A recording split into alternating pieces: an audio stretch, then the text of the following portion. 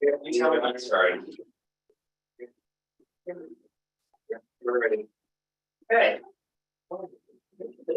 Hello, everybody. It's 7:03 p.m. I'll call this meeting of the Transportation and Circulation Commission to order. Now that everybody's here, and let's start with an acknowledgement, visual acknowledgement that all the commissioners are here. I'll just call out your name. Biani, present. Bart, here.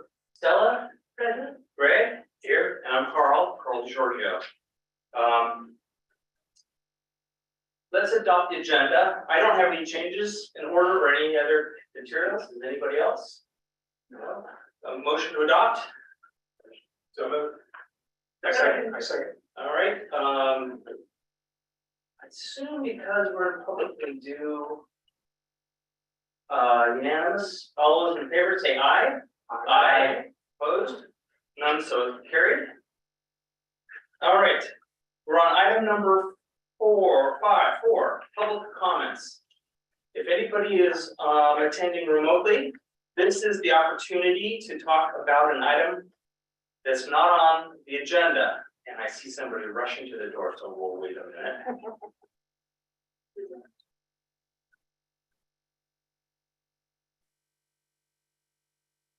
All right.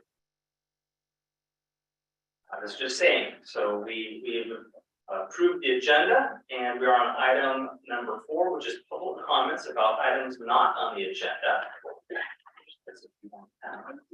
And Do I need a slip? just look in the back. Okay, thank you. If you want. No. I do, yes. And this is about items not on the agenda. It is, yes, it is. Okay. All right. Right.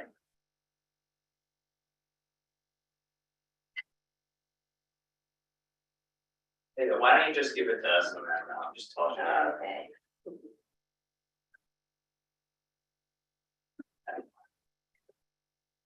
Thank you. I think we will.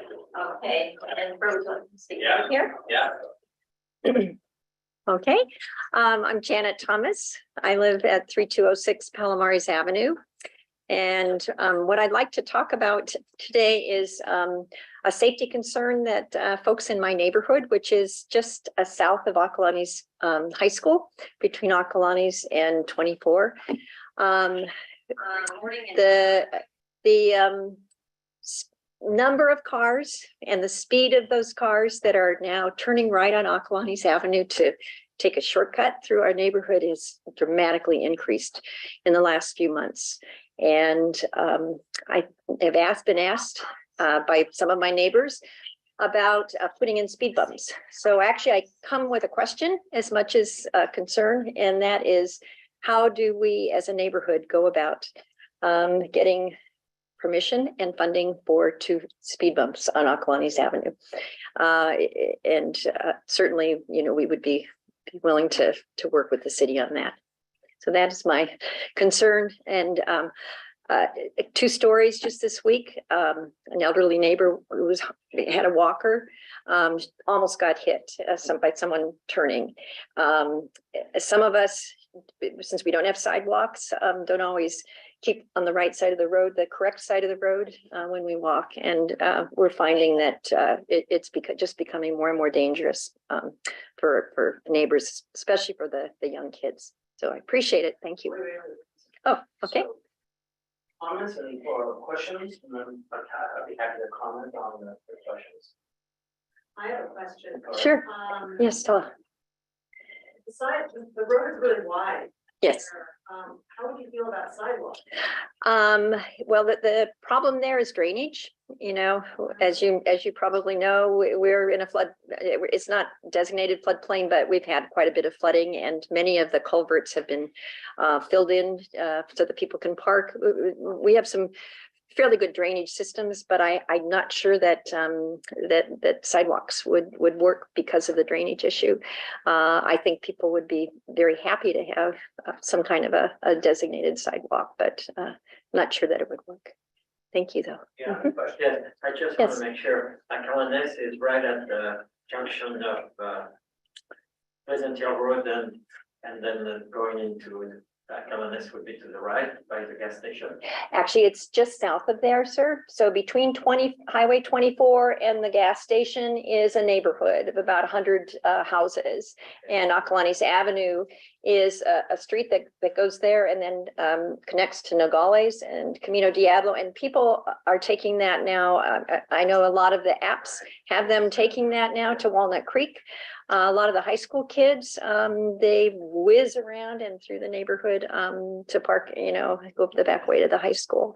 But it's really becoming, I think, a serious safety problem. Bart? Hi, Janet. Yes. I think maybe you just answered the question, but I wanted to find out if there was some sensing for why there was more traffic now than before, and do you think it's the apps now that? I think there are or- probably three things. I think the app's one of them. Obviously, post-COVID, more and more people are on the roads again, driving to school, driving to work. But the third is actually putting in I realized that the white safety poles were put in to help with the bike route. But that's making it now, people who normally came off of the freeway and immediately pulled to the right and made that basically the bike path a right turn lane, are finding that are blocked. They can't do that. It's congested. And so they're turning into our neighborhood instead. So I think that that's also contributing. Yeah. So, and commissioners can correct me, the mechanism on the city website, there's a transportation page that references a TAR, Transportation Action Request. Traditionally, you fill that out and basically get the neighbors to sign it, saying you want speed bumps. But usually that triggers what's known as the traffic calming process. That process is being reviewed or it's going to be modified, but that's the initial steps. And I don't know, timing on it could take a while. So I encourage you to start with that and then see how that goes. Okay, thank you. Will do. Any other commissioner comments on that? Okay, so yeah, and if you have any, you can email me if you can't find that. That's- Okay. Yeah. Okay, thank you, Carl. All right. Okay, thank you all. So we are on item number 5. So there are two public comments on it. Oh, okay, yeah, it's good. Item number 4, I was gonna call for more comments. Cool. Maybe I can do it. Yeah, sure. All right, cool. So the first up is Brad Rosenthal. I'm gonna allow him to talk and I'll share the timer so that they can see it. Hi, everyone. This is Brad Rosenthal. Actually making a point similar to what Janice just brought up. My son was recently, actually yesterday morning, riding his bike early in the morning and was almost hit by a car whizzing through that street. It appeared to be a high school aged kid perhaps probably on their way to high school, given the time of day. And I was actually wondering, maybe in lieu of the speed bumps, could we potentially pursue a no through traffic? Because it is a very high cut through neighborhood. And perhaps we had a no through traffic and it was actually enforced. That might be a better solution to these issues. That is all. Okay. Any questions? I don't want to give a definitive answer. My understanding is you can't block public rights of way without a good reason. But again, this might be part you can combine that on the traffic request and see if that's something, perhaps there would be a no right turn at a specific time. Then also, I forgot to mention, for the near hits, you're also encouraged to send an email to the Lafayette Police online on the city website. It's I think it's 94595 tip@gmail, but verify that it's on the website and let them know that you're experiencing high traffic, cut throughs, near misses, and so forth. Thank you. Brad? Yeah, thank you. I appreciate the time. Yeah, and thank you for the suggestion. Thank you. Okay. Next we have Cheryl. If you could please unmute yourself. Hi, Carl. I just had a quick question. Where on the city website is the TAR request? Is it on Circulation Commission part, or where do you go for the TAR request? Exactly. Do you know? It's on the transportation page. I think if you just go, I have mine bookmarked, so I don't have it memorized. But I'll tell you what, I'll send you a link after the meeting if you'd like. If you can't And find that- it. Okay, that'll do. I just want to keep it really short, but thank you. That'd be great.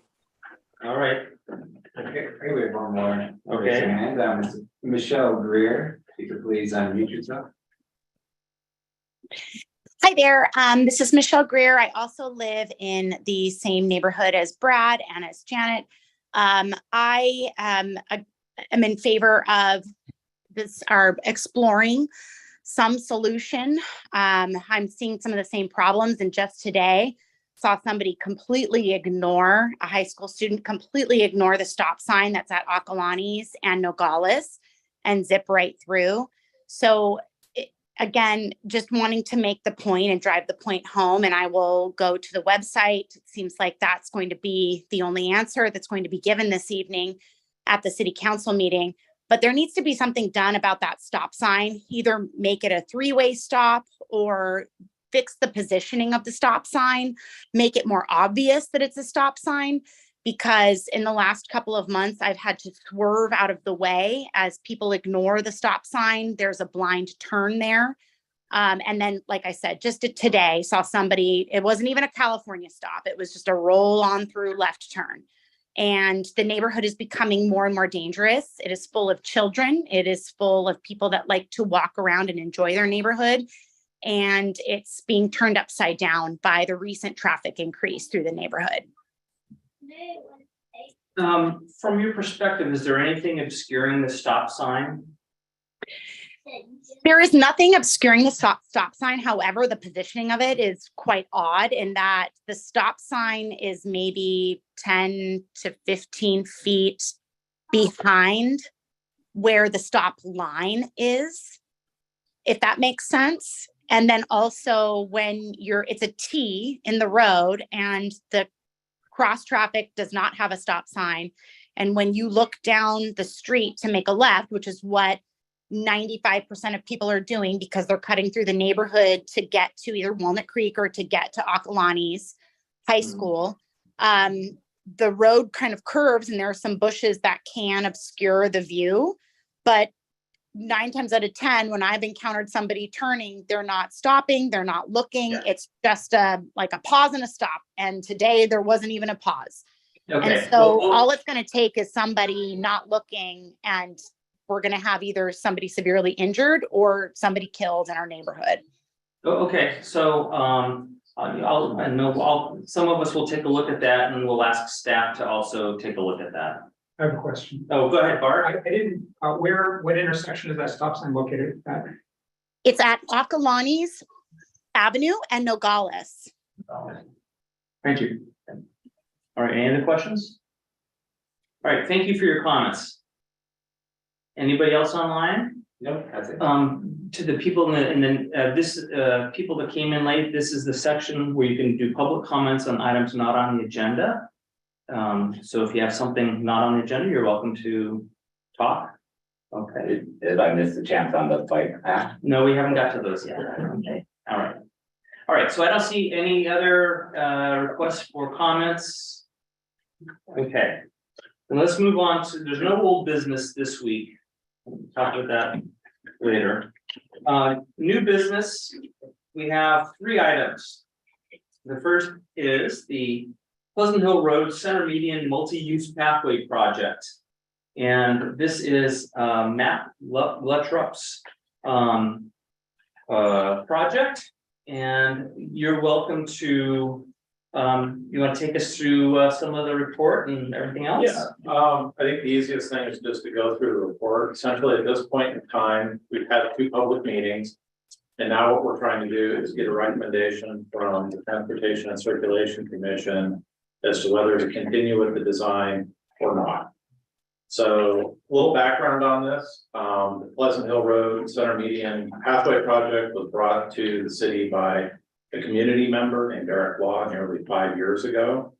And on August 19th, Mr. Law made a presentation to your group and where he described the concept for the pathway and received support in principle for the project.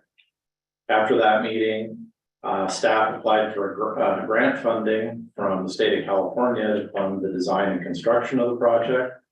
And the city wasn't successful in obtaining any grant funding at that time.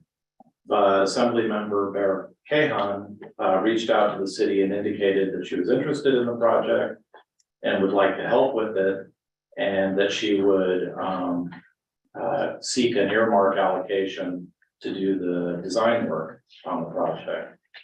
So on April 21st, 2021, the project was brought back to the Transportation and Circulation Commission for an update, an opportunity to provide input on the proposed earmark grant funding for the design phase of the project. Your group indicated support for the project and requested that it be forwarded to the city council.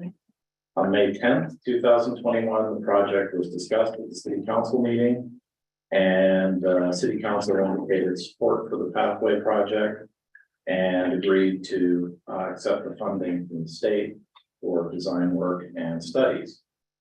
Then in early 2022, we actually got a check from Assembly Member Bear Kahan in the amount of $238 or $238,000. 238 won't do that very far. To fund the technical study and the design work for the project. So then we had our first public meeting on July 12th, 2022. It's a virtual meeting, kind of our normal open house meeting. We had quite a few people attend, so that was good to see. Where we went over the traffic study that we had prepared for the project and the initial concept design. The initial concept design, since I can share my screen, I might as well. This. I'll put it up there one second. Okay. Nice. Give me. My Russian. No, you're not good. You got it. I can't see my screen. No, that's okay. I'll make it work. So, the initial design that was proposed, this top view is the existing condition of the street as viewed from the intersection of Stanley Boulevard and Pleasant Hill Road looking south towards the freeway. So this is existing, and then what was proposed is below it. So the proposed plan was to get rid of the dedicated right turn lane from northbound Pleasant Hill Road onto Stanley Boulevard. That's what the traffic study looked at. And that's what we presented to the public, along with a couple of different signaling schemes. One was to do a scramble style intersection, so pedestrians could go kind of wherever they wanted in the intersection during a pedestrian phase. And the other one is more of a traditional signalization for the intersection where you only cross one leg at a time.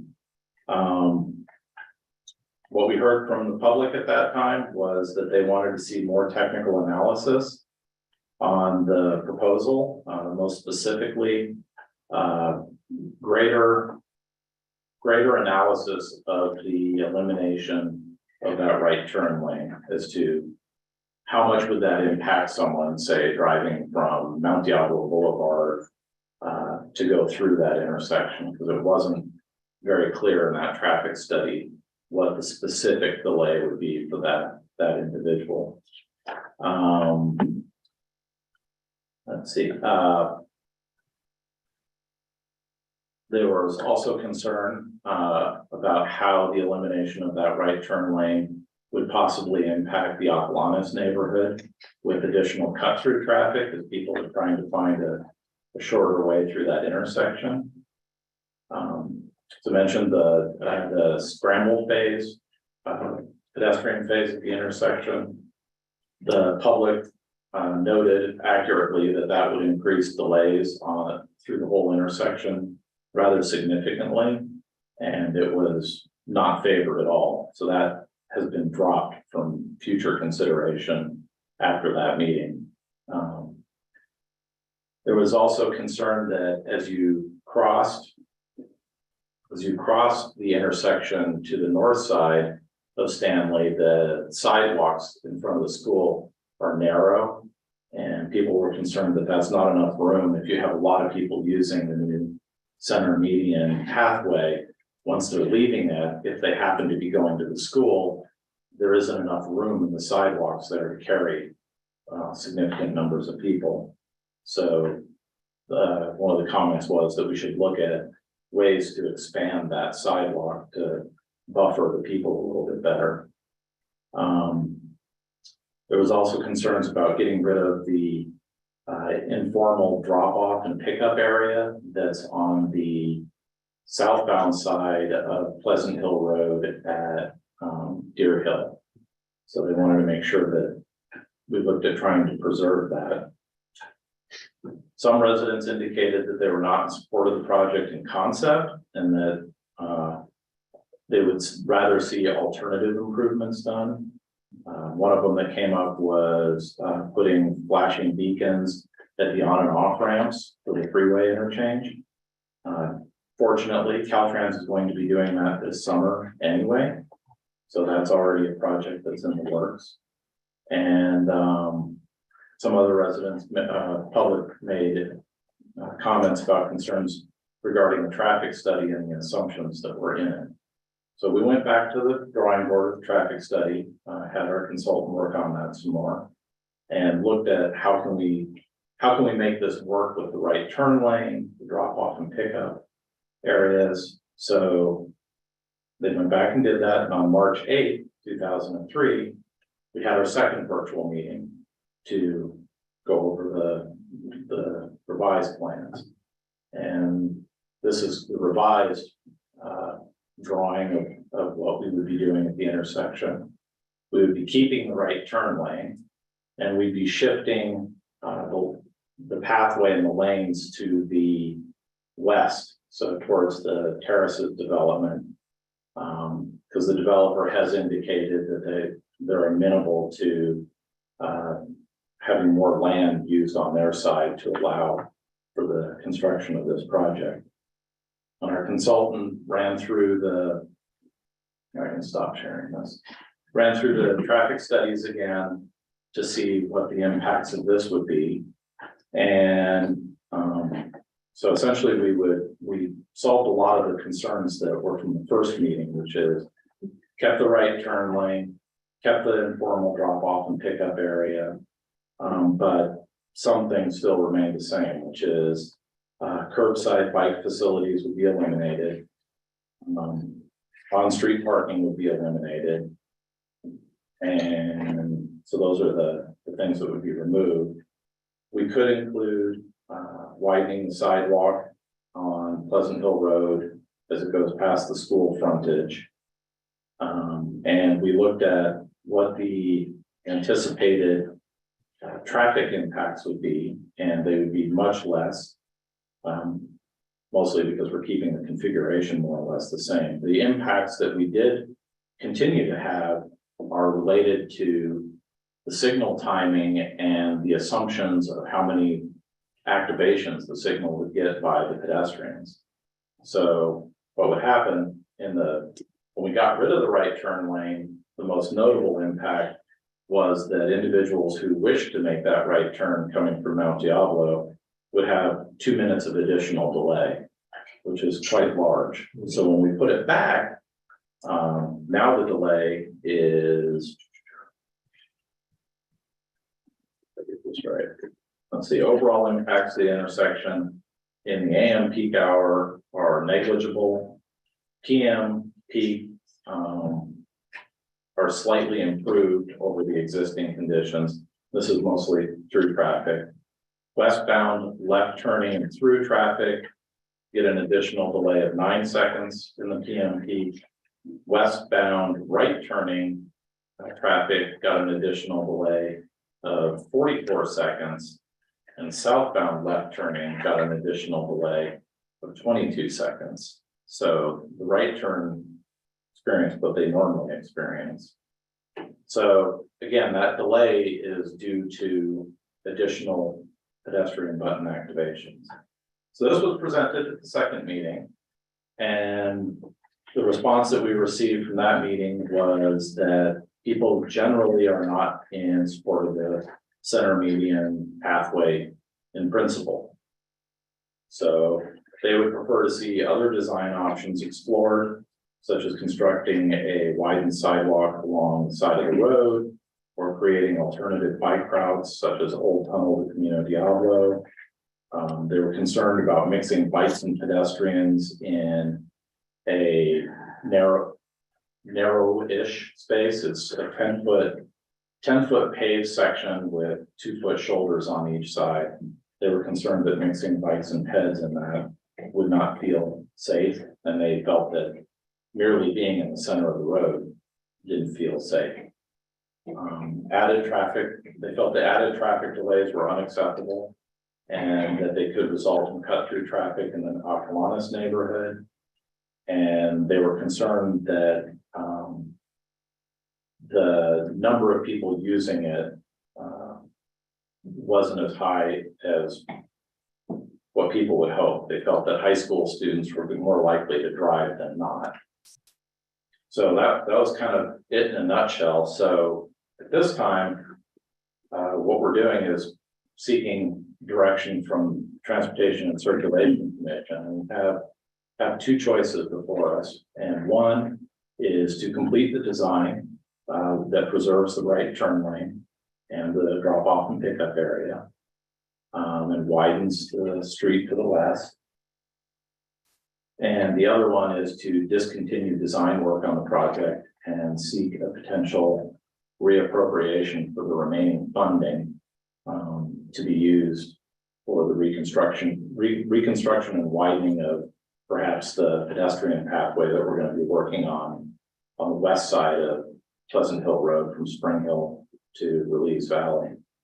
I know people have asked, well, how much money is left? The grant was for $238,000, and we have spent about $85,000. So there's roughly $153,000 left. So, any questions? All right, so before we get going, I want to outline the process here. So to Matt's comment, what we're going to be determining today is whether or not to go forward with the design. It is not whether or not to go forward with the construction. If I'm correct, you tell me if the process then would be at some point after our decision, is it still going to go to the city council, or is it going to go to design regardless and then the city council? It will go to city council at their next city council meeting with your recommendation as to how to proceed, because we need the city council to tell us, go to the design or don't go to the design. That's great. And then once the design is done, you are correct. It doesn't mean it gets funded. In order to get it funded, the city council would have to approve funding for the project. They'd have to approve applying for grants, things of that nature. All right. So the process will be starting with the commissioners asking questions about Matt's report and anything else that intrigues them about the project. Then we'll go to public comments, and then we'll come back for discussion on what to do. Okay. So let's open it up to commissioner questions. Anybody want to get rolling? Greg? Matt, thanks for your report. I did have a question on the, if the recommendation were to be to reallocate funds, why not reallocate the design funds? Why was the suggestion, up above Spring Hill to Release rather than, on the east side of Pleasant Hill, both north of Stanley and south of Stanley on those sidewalks? Because we already have a project that is going out to bid shortly that we could spend the money on. So it would be conceivably easier to have it reallocated to that, and it's in the same corridor, and it's still for pedestrian type improvements. So it seemed like an easy way to resolve that. Okay. I acknowledge that both those areas deserve work, but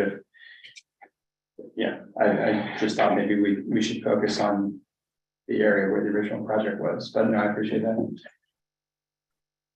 I'll follow up on that if you don't mind, on Greg's question. if only 85,000 has been spent so far, how much more would need to be spent? Is there any way to estimate how much more design work would cost? Our contract with the consultant is for roughly $238,000, so it's possible that we will come in under budget. All right, But- well, you have no way of knowing, don't know. No, I don't have it for sure. no. Okay. And has there been any reaching out, any way to tell if those monies can actually be redistributed, reused? Because, you know, from my background in education, you can't reuse funds except for what they're purposed. But is there any way to tell if that's possible? Yeah, Assembly Member Eric Cahan would have to go back. This is why we were doing this meeting and then the city council meeting shortly after. Is we'd have to ask the assembly member to take this back to a budget meeting. To tell the people in the budget meeting that the city of Lafayette has some problems with this and they would like to have that funding reallocated. Okay, so there's no guarantee that we get it. No. Okay, all right, thank you. Who's next? Diani? Just want to make sure, where does that center lane start and ends? It would start at Mount Diablo Boulevard on the south side of the freeway. And it would go to the intersection of Pleasant Hill Road with Deer Hill and Stanley. So it's very short, jumping under the freeway. Well, under the freeway and then all the way up to Stanley, Deer Hill. Oh. Stanley, that. Yeah, it's still very short, not it? Deer Hill is, I don't know. Okay, I don't, does that really make sense? I mean, it's less than half a mile. I believe that's more than half a mile. I guess the crucial part on that would be it's the area in and around the Cloverleaf, which was. Right, I understand. I thought that by center lane would go way further up. It's also getting students to Buckland High School. Right, no, I understand that. But then you have to cross Pleasant Hill Road. At the signalized intersection, Yeah. signalized intersections on both ends. Yeah, I'm thinking as a real cyclist, quote unquote, I should say. It's not a very practical. I mean, I've done going along the right side of the right side of the road, which was a little iffy, and there's a freeway, I don't know why. Yeah, and there's nothing that prevents the more confident cyclists Yeah, from still using a lane. You're entitled to take a lane, and if you're a real cyclist, you're probably keeping up reasonably well with traffic. particularly going south. Going downhill especially. Yeah, going south, yeah. Thank you. Yeah. Who wants to go next? Okay. Bart first and then have my back turn. Matt, I have a question on the last graphic you showed, which was a profile of traffic and pedestrian and bicyclists. I believe at the intersection of Deer Hill and Stanley and at Pleasant Hill Road. I see the various lanes going northbound on Pleasant Hill, and I see the center pathway. I see 2 lanes going south. Of the 2 lanes going south, I don't see an option, a left turn option for those people that want to make a left turn on Stanley. Is that? Because we're on the other side of the intersection from that. Oh, that's the other side of the intersection. Yeah, we're standing in the middle of Stanley, the Looking Stanley south. intersection, looking Looking south. south. Okay, got it. But there is a left turn line. If you were, If behind you, yeah, yeah, okay, good. yeah, this is the traffic Got it. for those at home. Right.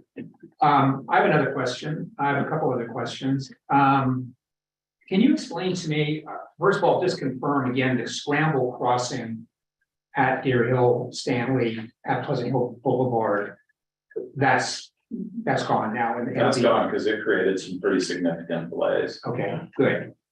Would you explain to me, and maybe others might, what is meant by a staged crossing? I don't understand what that means. So that's a standard crossing where you can cross the east-west legs, then you have to wait for the signal to change to cross the north-south legs. So Okay. more of your standard intersection functionality. Okay. And then my final question at this time is one of the residents' concerns that you mentioned was the mixing of bicyclists and pedestrians on the pathway. And I think you confirmed the width of the pathway as being 10 feet and then a couple of feet on either side, I believe you said. What is the width of the Lafayette and Roberts Trail? I believe it's 8 feet. And I don't want to bet any of my fingers on that. Yeah, it's, And it doesn't- I don't know either. And it doesn't have. Yeah, Is it cool? Thank you. so 10 feet and it doesn't have formal shoulders, although I think in a lot of parts of it, There's dirt. there's dirt shoulders there Dirt. that people could conceivably walk on. Yeah. So it's similar. I thought it was 10, but I wasn't sure. So, and then as we all know, we use that trail, there's a mix of Yeah. pedestrian and bicyclists on that trail too. So, thank you. That's all my questions right now. All right, so. Yeah, thank you. I wanted to ask for some clarification on your last paragraph where you talk about construction of terraces, development proceeds will be opportunities for the city to work with the developer to expand the bike ped network in the area as well as improve the safety of the network. So what are you referring to? What specific projects or? Yeah, as part of the terraces development project, there are preliminary plans for putting in the pathway on the west side of Pleasant Hill Road from Deer Hill Road to the elementary school. Okay, so that is something that the developer is, It's still in discussions, before once all the lawsuits were going, all the conversations stopped, but he has already prepared, I would say, 60% plans, 70% plans oh, for a pathway in that area. oh, okay.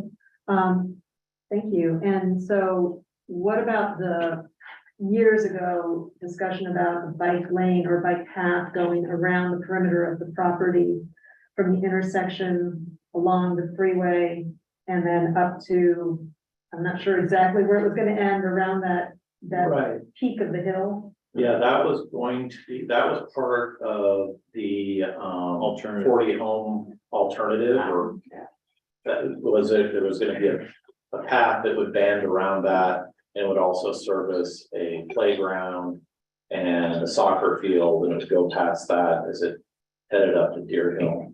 So that obviously is no more. As part of, that original proposal, but is that something that No, will be discussed? no, Okay. because it's a completely different project and it's all filled with buildings now. Okay, so the footprint's changed.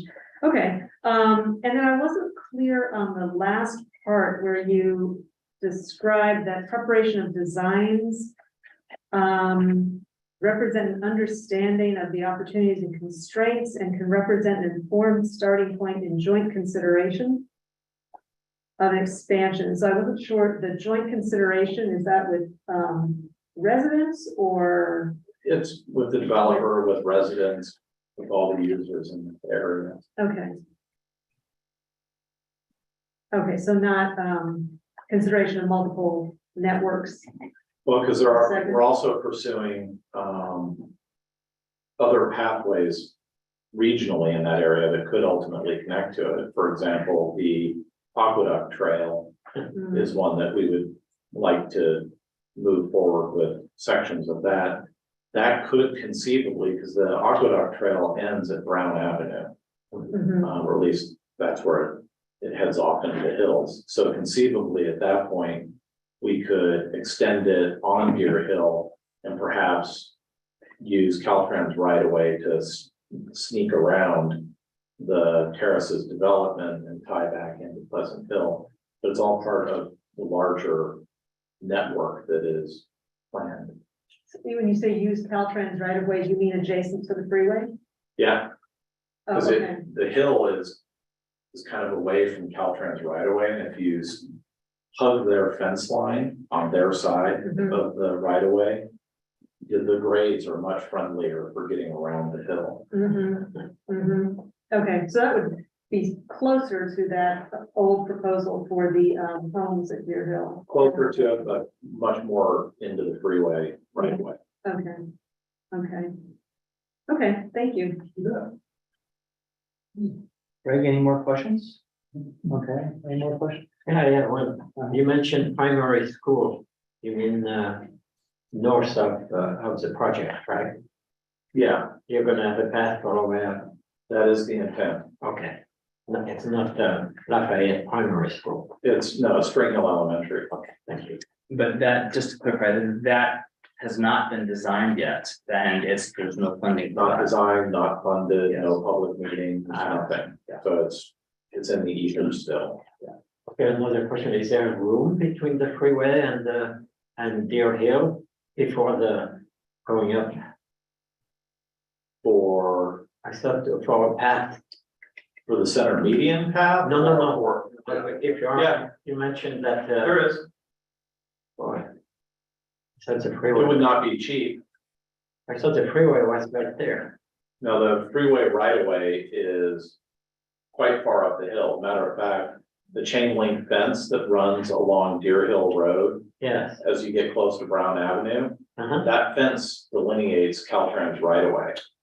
So they have a lot of right of way. well, there's a lot of room. Yeah, so that's why one idea would be Yes, see if we could get permission to build on their right of way. I know.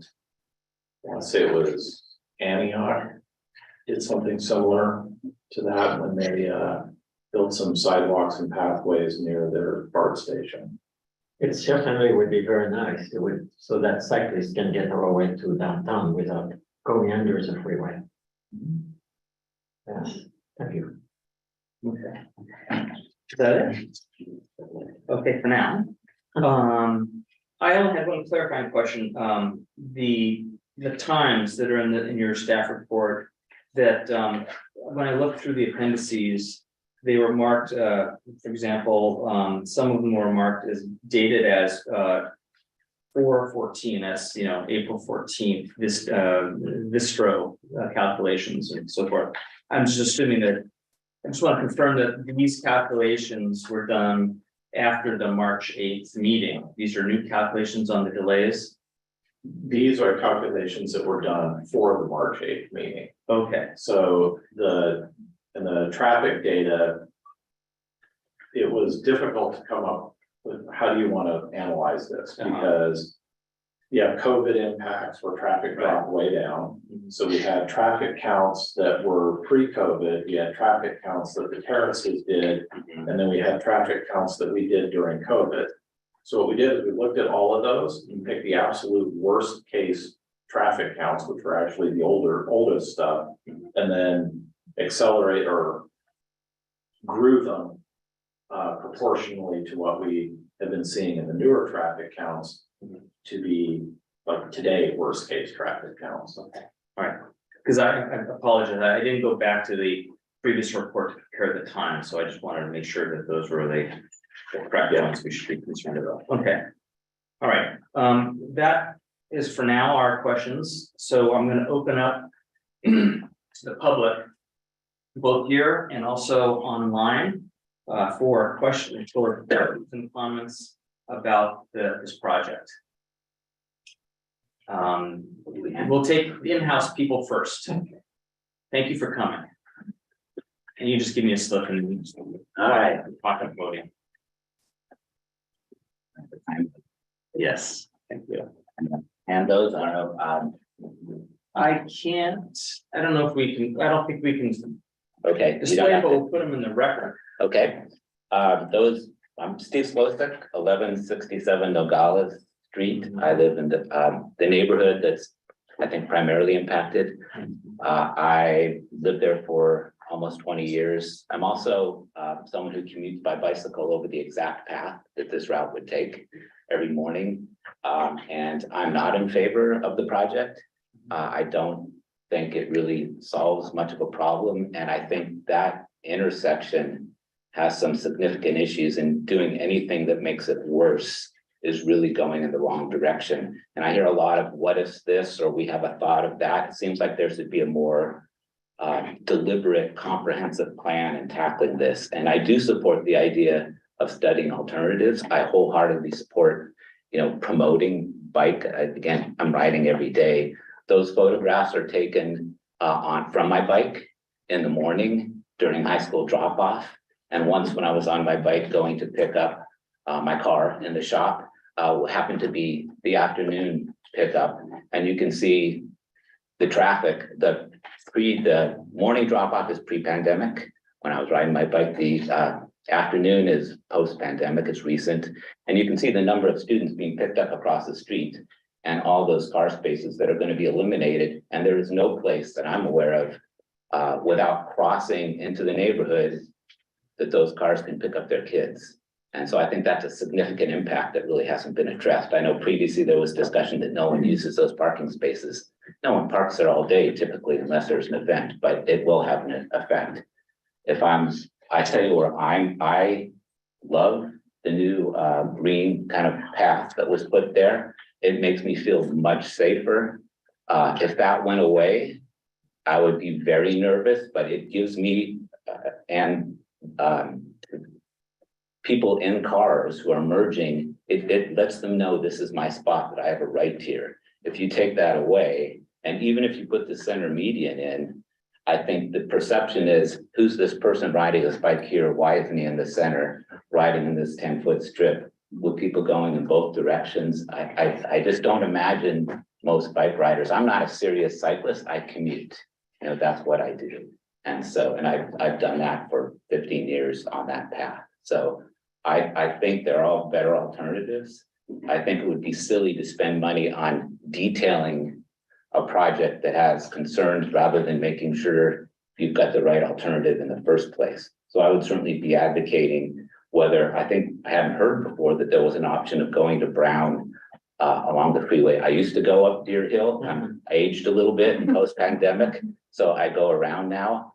That would be great. Although the intersection of Brown is a serious hazard for a bike rider. So that's my take. Questions? Yes. Do you go under the freeway? Yeah, I did.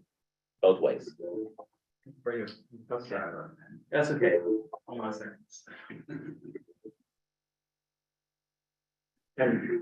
Hold on a second. That's all right. All right. So I'm sorry, would you repeat the question, the previous question? You go under the freeway both ways. Yes. And no problem with all the green paint, no. I feel Our comfortable. cars more careful. I feel very comfortable riding at night, coming back up, which is the more challenging direction, Yeah. going north, but I feel comfortable because I have my spot. Mhm. And like I said, my concern is the impact on the Nogales neighborhood. Yes. Any follow-up questions? I have a question for staff, but I appreciate you raising the issue of the cars on the west side, the informal drop-off area. But just clarify, my recollection is that if and when the terraces are built, those are gonna go away, and that it's gonna be a new configuration in that area. The current terrace design calls for keeping that drop-off area. I thought it was gonna be, was there a pull-in area? It will be a more formalized version of what is there now. So you'll actually have a sidewalk behind it, which we don't have now. And it would be about the same size, if I remember the plans correctly, it's been a couple of years. It would be about the same size as that drop-off area is now. And I can't remember what happens with the rest of the parking on that side. And as part of the terraces project. My recollection is they're adding a bus zone, a bus drop-off area. And they're also adding a slip lane into the freeway. Yes. I don't recall whether they're keeping the parking on that area, but my recollection was that the drop-off, the parking numbers were decreased.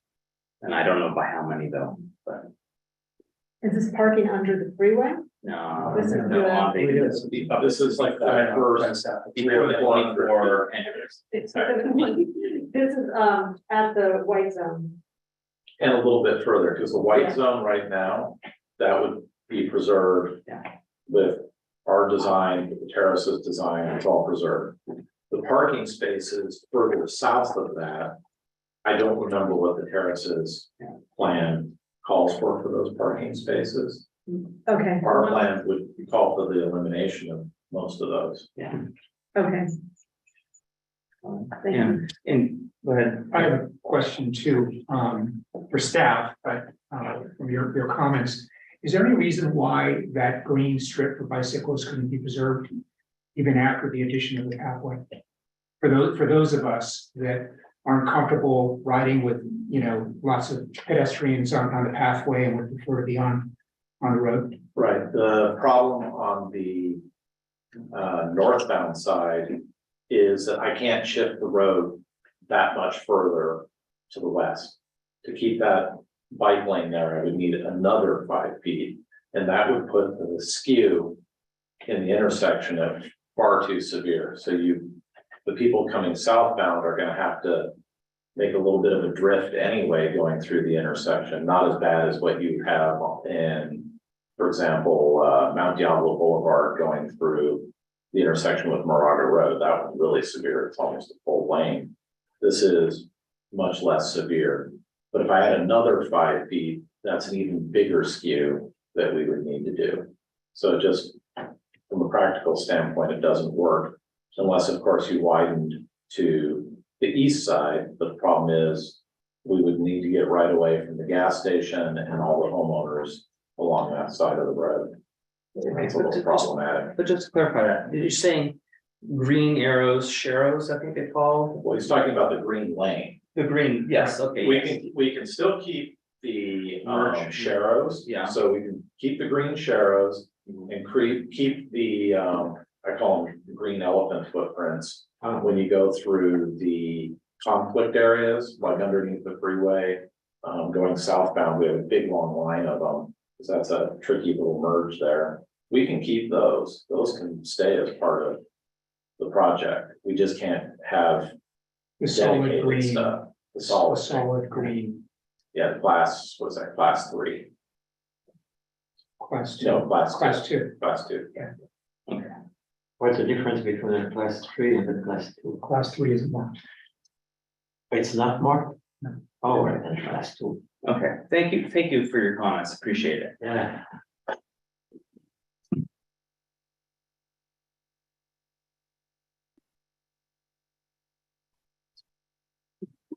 Hi, Jen.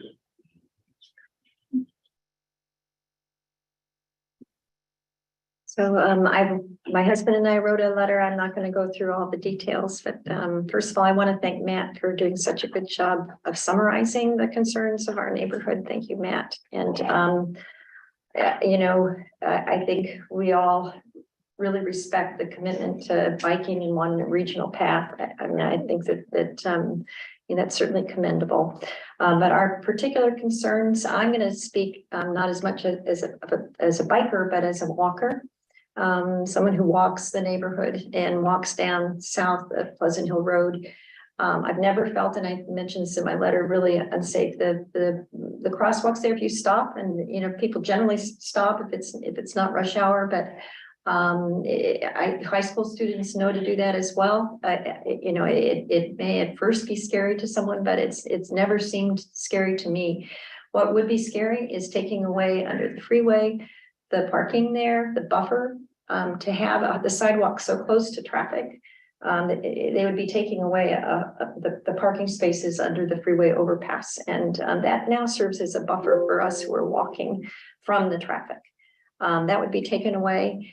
I also want to speak as the mother of 3 runners, and my husband was a coach at Ocalanis. The track team uses that area for their training. They head south down that sidewalk under the freeway. I can't imagine them running in the median strip, and just getting them there, the time it would take. So some of it is just the practicality of that particular area. And 2 of my neighbors said today, they knew I was coming to the meeting, and they said, one of the biggest headaches in our life is that intersection, the traffic. anything that's gonna make it worse is really gonna make our lives less pleasant.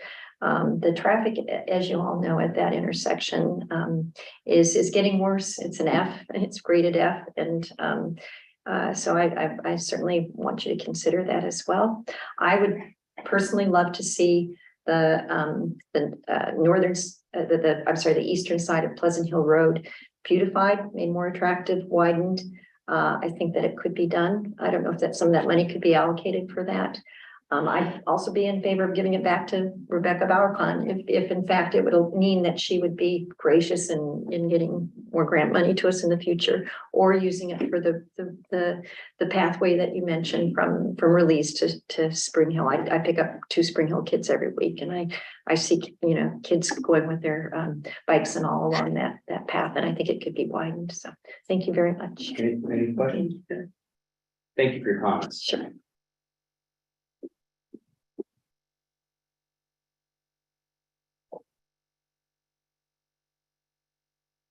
Any others? Yeah, we have about 7 people on Zoom right now. First, we'll start with Brian Green. I'll share the timers. Thank you. Can you guys hear me okay? Yes, we can. Go ahead. Great. So I'm getting a little bit of an echo, but I live on a Stanley Boulevard, so just down the street from the high school. And I just wanted to say that I'm also not for this center median walkway pathway project, and I'd like to see us really think carefully about whether we want to go to design or not, given the number of people that are against the project in the neighborhood. In the last meeting we had, there had to be 50 to 60 people who spoke against the project, and 1, maybe 2 that were for it. And so I hope we take that in consideration as we look forward to how we want to go from here. And I think, some of the things that the traffic reasons and that intersection, anything that makes it more difficult, I agree that is kind of a non-starter for me. I don't think it would get a lot of use based on what I've seen and the way it's designed. I'm concerned about safety if we go with the center pathway like that, having concrete barriers so close to traffic going 30 to 40 miles an hour or more, potentially running into that concrete and spraying it across the path. It just seems like that is a solution that could be dangerous. Also, I noticed in the study that there wasn't an official study done on how the Deer Hill development combined with the center median would impact the intersection. There were some assumptions made, but there wasn't an official study done. So I have concerns there. And also my understanding is there's going to be a new crosswalk between the gas station and Ocklawanee's High School, which is also going to create more kind of traffic concerns, I think. Not that this crosswalk is bad, it just creates more congestion. And I don't think that was included in the study either, as far as how the center median would be kind of go together with that. So for those reasons and others, I think that it's, and also just being good stewards of our tax dollars, I think it's something that we should not pursue and spend another 150 grand on when there are so many folks that believe that the project is not something we should go forward with. I'd much rather see, it's kind of like the tail wagging the dog. I'd much rather see us spending money on a project to determine what is best for the area, rather than trying to shoehorn in something just because we got some money from Rebecca Bauerkon. So those are my comments. Thank you. All right. Anybody else have questions for the speaker? I have 2 questions for staff related to this. I thought that the terraces traffic impact was included in the traffic studies, so that you took the worst case, which was worse than the terraces. Right, and the terraces traffic, what's coming out of the terraces doesn't necessarily create an impact on this design.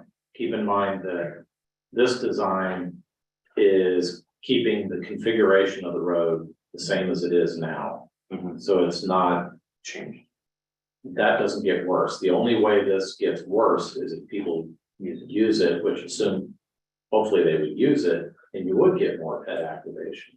But the terraces traffic doesn't create an additional. Okay. Well, I think it does, because you have to look at the different wait times that the terraces is going to create at those lights and incorporate that into, and what their needs are, and incorporate that into how often the center median traffic is going to trip those walk, don't walk lights as well.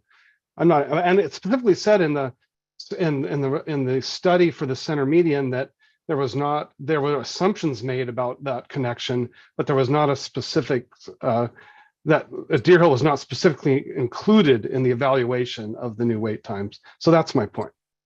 Right, and the problem with using the terraces counts is they weren't as bad as the counts we used. Okay, and then the other comment was, this project would add a crosswalk. I didn't think that was the case.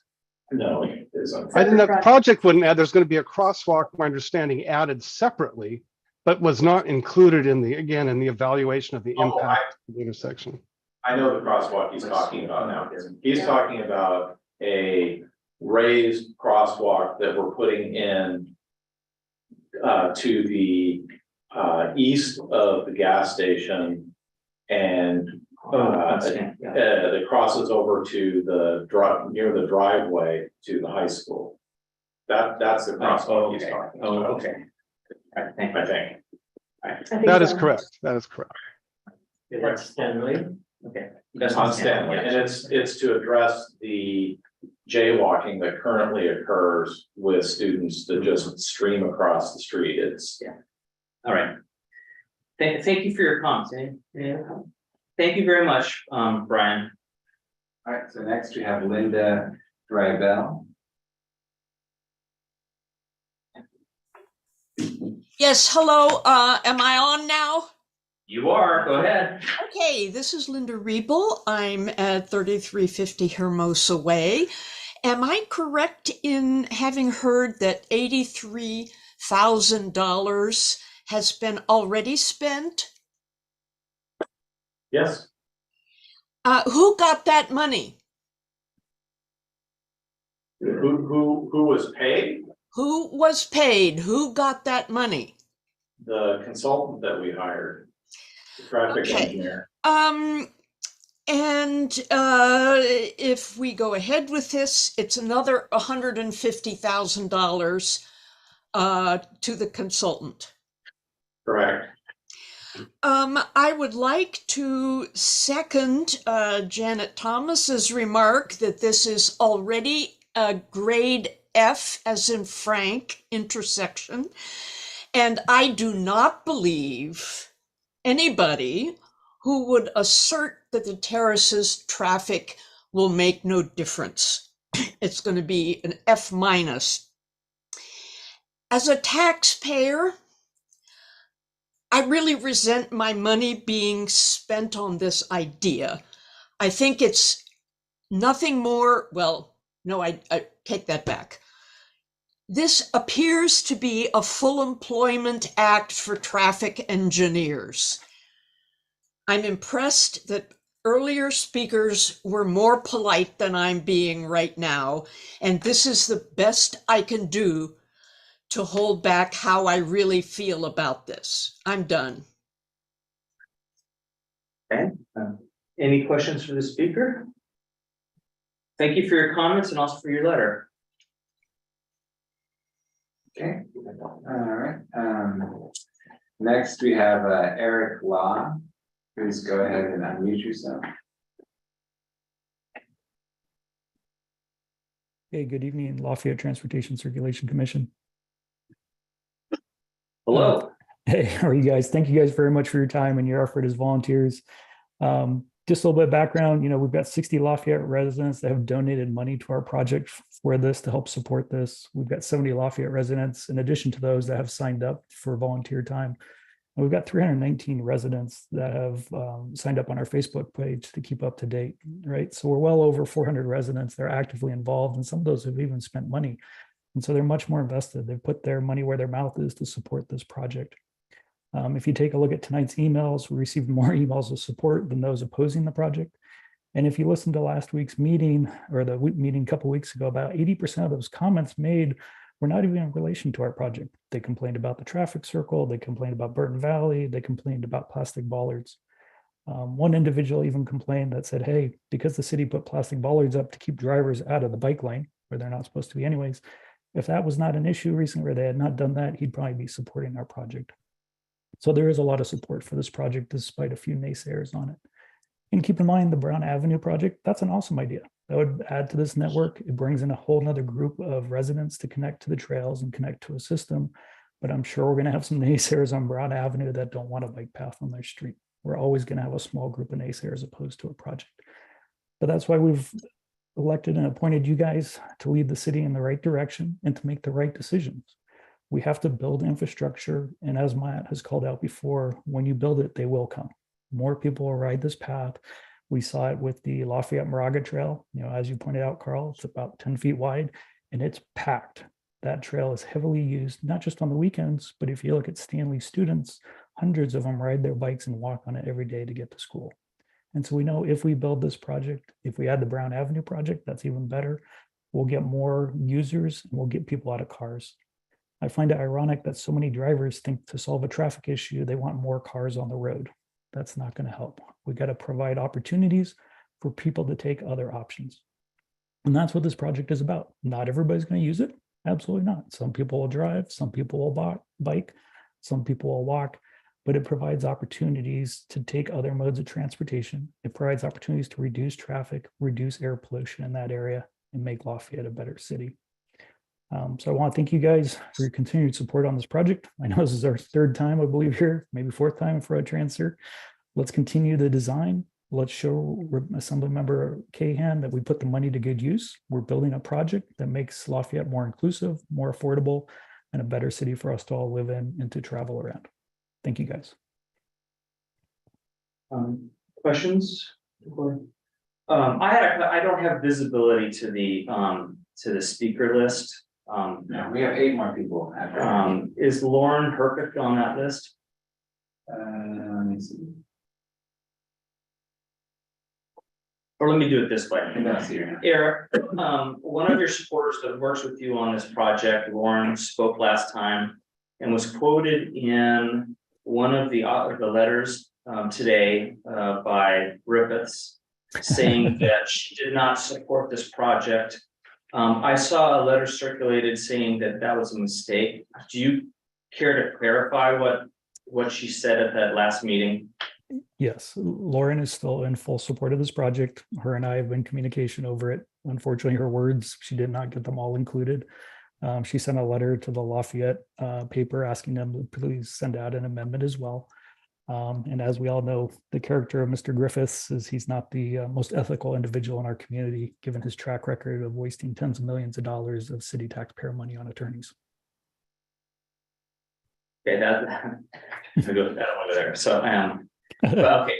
I just because there was not a letter in our packets tonight, and so I was just curious about that. Lauren has texted me and said that she is on the call, so she should be one of the attendees to. I'm so sorry. Okay, what are you gonna say? Just, you mentioned a letter that you had seen that was circulated. Was that part of the public No, comment? that's my point, is I hadn't seen, it wasn't part of the public comment, so I was surprised by it. Okay. Can you please share the letter? No, with us? that's fine. I'm sorry. I'm probably gone too far, so. Any other questions for the speaker? All right. Good. All right, next up, we have Joe Thomas. You could please unmute yourself. Hi, yeah, can you hear me? Yes. Can you hear me? Yes. All right, thanks. A couple things. Firstly, just on Eric's point, it's a little almost I'm a little offended by the fact that he's saying a few naysayers. I haven't spoken to one person that has actually been in for it other than Eric. So I find it a little rude that he's just saying a few naysayers. For the majority of people that I've talked to in Lafayette and in the surrounding area are strongly against this project. So I understand that people in his life and surrounding him may be for it, but I know a lot of people that pretty much everyone I've talked to has been strongly against it. So firstly, I just wanted to talk about that. I just don't think it will be used. To expect kids to be on a sidewalk and then cross into the center median and then cross out of the center median. And I think mostly the pedestrians will still use the sidewalk east of Pleasant Hill Road. So that will still be used. And I think that most experienced cyclists will still use Pleasant Hill Road. So I just don't think that many people will use this project. And so that's one of the main reasons. Another issue is getting rid of that buffer between Pleasant Hill Road and the overpass right now, the freeway overpass. Those parking spaces that are there are going to be removed, which means I think it's going to cause more of a safety issue than it is solving. And then lastly, one other thing is it keeps getting compared to the Lafayette Bike Trail. I don't really think that's a fair comparison, seeing that the Lafayette Bike Trail isn't surrounded by Pleasant Hill Road, which is one of the busiest roads in all of Lafayette. And then lastly, that Acalanes Avenue is already being used way too much currently, and I only see that being with this project only be used more. It's a huge safety issue already, and I think it's going to only get worse. There's no sidewalks on that street, and people already drive recklessly. So I think that's another issue. But I think the main thing is I just don't think that the center median will get used. And I think that that needs to be taken into consideration, because I think it's just, what we hope that it's going to be used is not good enough. All right. Thanks. Questions for the speaker? Yeah, I just not for the speaker, but the speaker again prompted a question that I have for staff, and I just want to clarify again. The parking that he and Janet Thomas referred to, this is parking underneath the interchange. Yes. Underneath the freeway. And that needs to be removed in order, those parking spaces need to be removed in order to create space for the pathway and retain the travel lanes, is that correct? Right. I think in practice, we wouldn't remove the entire parking space, but we would remove parking. Because I can't let you park in a 4-foot space, because I need a little bit of space to build the center median, because I believe directly underneath the freeway. The median that's there now is like 4 or 5 feet wide. So I need a little bit from each side to be able to fit it in, but I don't need 14 more feet, that's at least what I would remove with parking spaces. So there is potential to have a little bit of a buffer between the travel lanes and the sidewalks as you go underneath the freeway. So that means that cars wouldn't be able to park there, but you would have a very wide shoulder. Correct. That would provide some buffer, I guess, but not the protection that you would get if you actually have physical cars parked. Correct. Okay, thank you. Okay. Any other questions? Thank you for your comments. Okay, next up, we have Jennifer Paul. If you could please unmute yourself.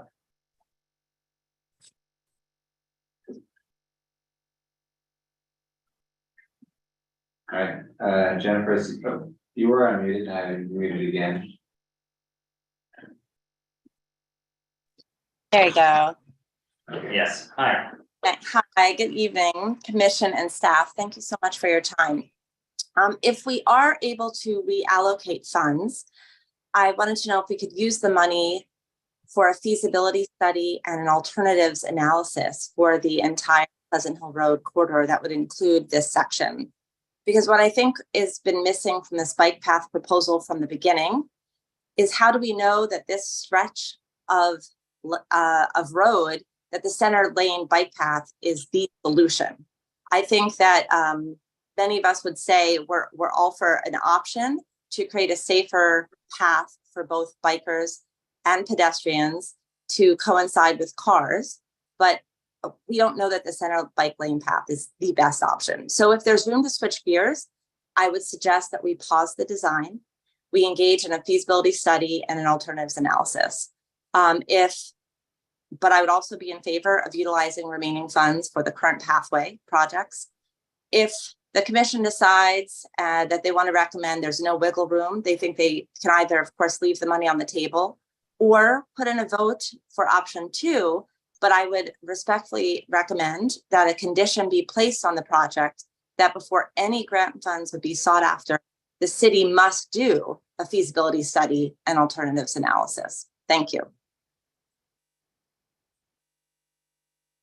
Questions, the speaker? I have a question for the staff. If this type of project, assuming the designs were done, and at some point, being uncertain, there was a proposal for construction, would that be subject to an EIR process? Potentially, it's already in a paved right of way, so maybe not. Not familiar with all the rules associated with doing multimodal projects in existing paved areas. This is what's required, but I suspect this one would be categorically exempt. Okay. With that said, if it was federal funding, we'd have to go through NEPA, likely. Yes. Not SEQA. Okay. So it depends also on the funding. Okay, but that's all not really, okay, thank you. Thanks for your, thank you, Jennifer. All right, next up we have James. No last name, so please go ahead and unmute yourself. Hello, sorry about the throat clearing there. I'm James Davis. I live at 1254 Quant Road, which is just east of this intersection along Stanley Boulevard and then up the hill. What I think I would like to make a couple points on this. I think at this point, the categorization needs to be pretty heavily that most of the people who've spoken at all these meetings have been heavily against the project. I think if you went and watched that, you could tell from the comments. There's nobody in our neighborhood who approves of this project, and there's nobody who seems to be coming from other neighborhoods to speak on these Zoom meetings who's in favor of the product, who's in favor of the project either. And I think those of us in our neighborhood don't just speak for ourselves. You know, we are incredibly familiar with this intersection and just how frustrating this grade F level intersection is. And we're speaking for everybody who has to drive their kids to Stanley because they live in Happy Valley or somewhere else far away. And we're speaking of all the people who have to commute through that area, as it's now just a de facto cut through when 680 North gets backed up. So there's much more to consider than just, you know, does it affect the traffic and the commutes of a few people who live in the area who are showing up and speaking out against the project.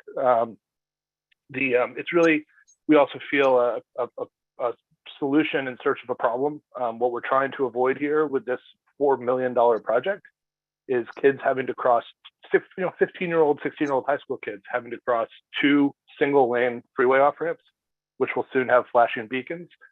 There's many, many more intersections they need to cross before they even get to this point.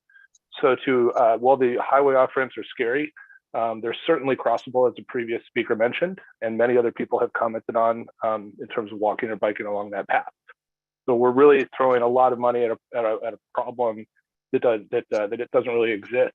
And then I hope that he would speak. He may be coming up a little bit later, but Robert Lavoie pointed out something in his comments that was really incredibly insightful and important, and that is the drift that Mr. Lathrop referred to earlier of about 6 feet is really very dangerous when you picture that correctly for the southbound Pleasant Hill Road traffic. One of the commissioners asked about the cross section and where those protective walls stick out.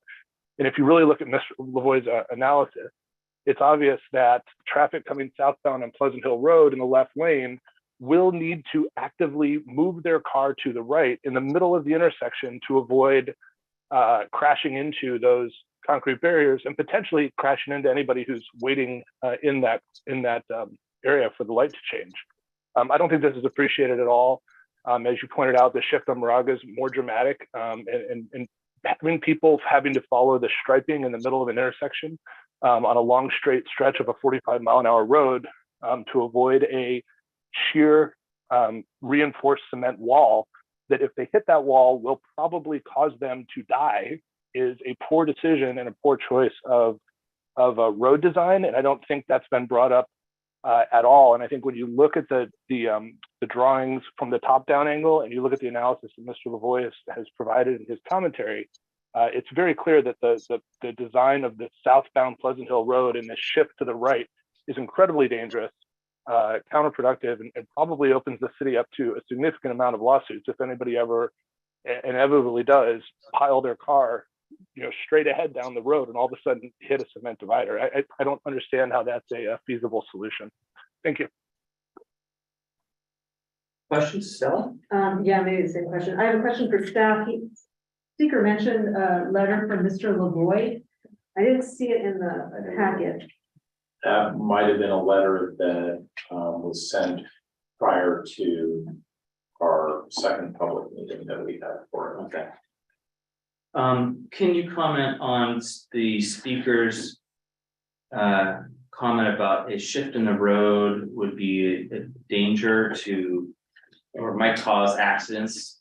I'm just not familiar with the shift that he's describing. Right, I'm trying to pull it up because if we're shifting the alignment of the street to the west. So in doing so, we do have to change the lane configuration a little bit. So let me pull this up. How do you want to share your screen? Yeah, but that shift starts to the north. It's not as abrupt as the speaker would have you believe. I'm not really trying to have you believe anything, but I know that you're putting a reinforced cement wall on the narrow side in the middle of a street where traffic's going to be traveling at 45 miles an hour. And I can't think of a similar situation that I've seen anywhere where there's maybe there's a pole in the middle of the road or something, but anywhere where there's a curb or a divider, that's typically a much lower divider, so that if you end up in a head-on crash, you're not going to come to an immediate stop and die. No, thank you for raising the point. Let's let the engineer address your comment. Here is the drawing that shows the shift. So it's actually not that severe a shift. If you drew a line from where this painted median would be, it hits, it looks like right about here on the median. So if you did go just dead straight through the intersection, he is correct. You would run into a concrete barrier. Much the same as intersections that we have in town, like Moraga Road and Mount Diablo Boulevard, where there are lane shifts in the intersection. This one at least kind of prepares you in advance of it, and then it starts drifting you in that direction well in advance of the intersection. By drifting, you mean on what I see on the screen is a shaded area. So if you're driving in this lane, yeah, it starts pulling you away from the center of the road, and then you follow the lane here that's delineated by the dotted lines. I got it. He's not wrong. There is a lane shift as you go through the intersection. And unlike Moraga Road is a curb. It's not a 4-foot tall reinforced cement barrier lined up at you on the narrow side. And Moraga Road is also a 35-mile-an-hour speed limit road, and that shift happens similarly in an intersection, but it is it's not as high speed of an intersection as this one is, as people are coming south on Pleasant Hill Road. Like I hadn't really thought of this until Ms. Lavoie pointed it out to me, and now that I look at it, I can't picture another place that I've driven where there's an abrupt reinforced concrete barrier that I'm going to hit in the narrow direction at potentially 45 miles an hour road if I do not turn the steering wheel. James, just a second, please. Mark? So that the shift that you're showing right now on the screen, the design of that would follow Caltrans requirements or standards in Yeah. moving traffic. I mean, that's in terms of the amount of warning that a driver would have and the Taper lengths and. right, like the painting on the pavement, signage, all that stuff. Right. I have a question. What Murata Road intersection are you referring to? James? The intersection of Mount Diablo and Moraga Road, where there's a shift to the right to accommodate, I believe it's the 2 turn lanes there, or maybe it's just past at First Avenue. The staff member recognized what I was referring to, and he can probably describe it more accurately. Okay, thank you. But I think what we would also say is like this fits Caltrans standards. The crosswalks that we're talking about replacing with this solution replaces also fit Caltrans standards, right? We can't always assume that something along the lines of Caltrans standards is necessarily a good idea. If we only went by Caltrans standards, then we wouldn't have to replace these crosswalks in the first place. All right, thank you, James. Okay, thank you. All right, so now we're going to move on to Eric Fonstein. Please go ahead. Thank you. Oh, you're good. You're good, Eric. Yeah. Can you hear me? Yes, go ahead. Great. Thank you very much. I really appreciate the Transportation Commission taking time to have this and address this issue. I think one of the aims of the project was a safe route to schools, but I really questioned the wisdom of having the entrance and exit of this bike path right in the middle of the F intersection. It's a high-speed intersection. Just the thought of placing students, high school students, right in the middle of the intersection, just it really kind of bothers me. And especially as it was mentioned earlier that the high school students have a tendency to jaywalk across these intersections. And then also, as was mentioned earlier, that just the characterization that there was only a few naysayers against this project. I believe there was significant turnout at the 2 previous hearings. So that's all, and I just really appreciate your time. Thank you. Any questions for Eric? All right, thanks for your comments. All right. Oh, sorry. Next up is Carol Singer. If you could please unmute yourself. Can you hear me now? Yes, we can. Oh, okay. Well, good evening and thank you for all your work. I will speak rather quickly. I have quite a few remarks. One, I think, what is this bike path for adults or students going to Acalanes? So it would be the students from downtown and Burton Valley. I have 2 grandkids in Acalanes. I asked them a couple of years ago, ask the kids, they're 15 when they can drive, ask them if they would ride their bikes. They haven't found anyone who has said they would ride their bike. Either the parents will take them. The problem with riding is the weather, like this winter, they couldn't ride. They have heavy backpacks. They're at least 30 pounds. My grandson has a 41. They have to carry their books. The girls are not going to ride bikes with those big backpacks on them, and they're not going to ride in the warm weather because they get sweaty and they don't want to be sweaty in school. The boys don't mind, but the girls do. The other thing is after school sports. Most of them go to Wilder or all kinds of other places. You can't ride your bike home and get to someplace in Walnut Creek or Wilder in time. Okay.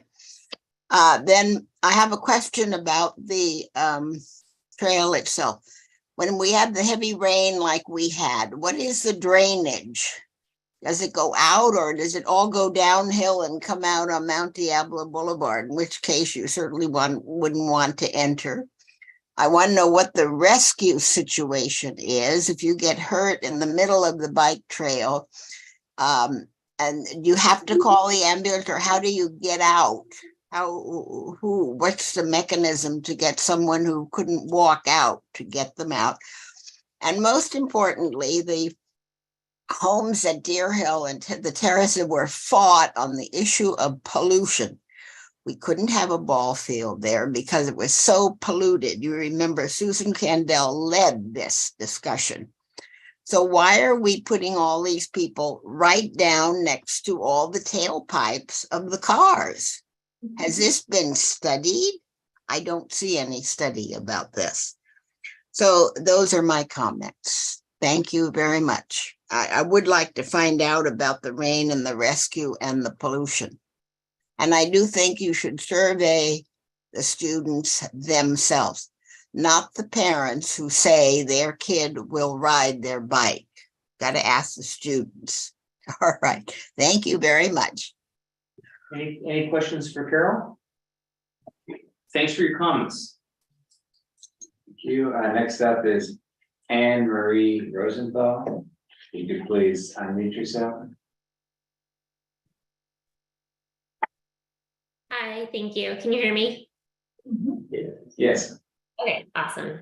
Thanks. I have 2 young kids. I live in the Acalanes neighborhood. I walk my child to work every single day, or to school, to kindergarten every single day on Pleasant Hill Road. And my family also uses the sidewalks to ride our bikes to the trail. My husband and I have quite a few thoughts on the project that you're proposing. You're not supportive, as is everyone else that we've heard from tonight, except for Eric Claw.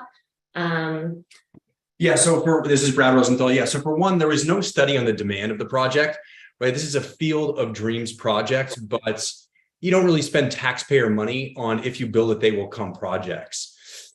I understand that kids going to Stanley ride their bikes, but this is high school, and Acalanes students will likely drive or get picked up by friends as soon as they're able to.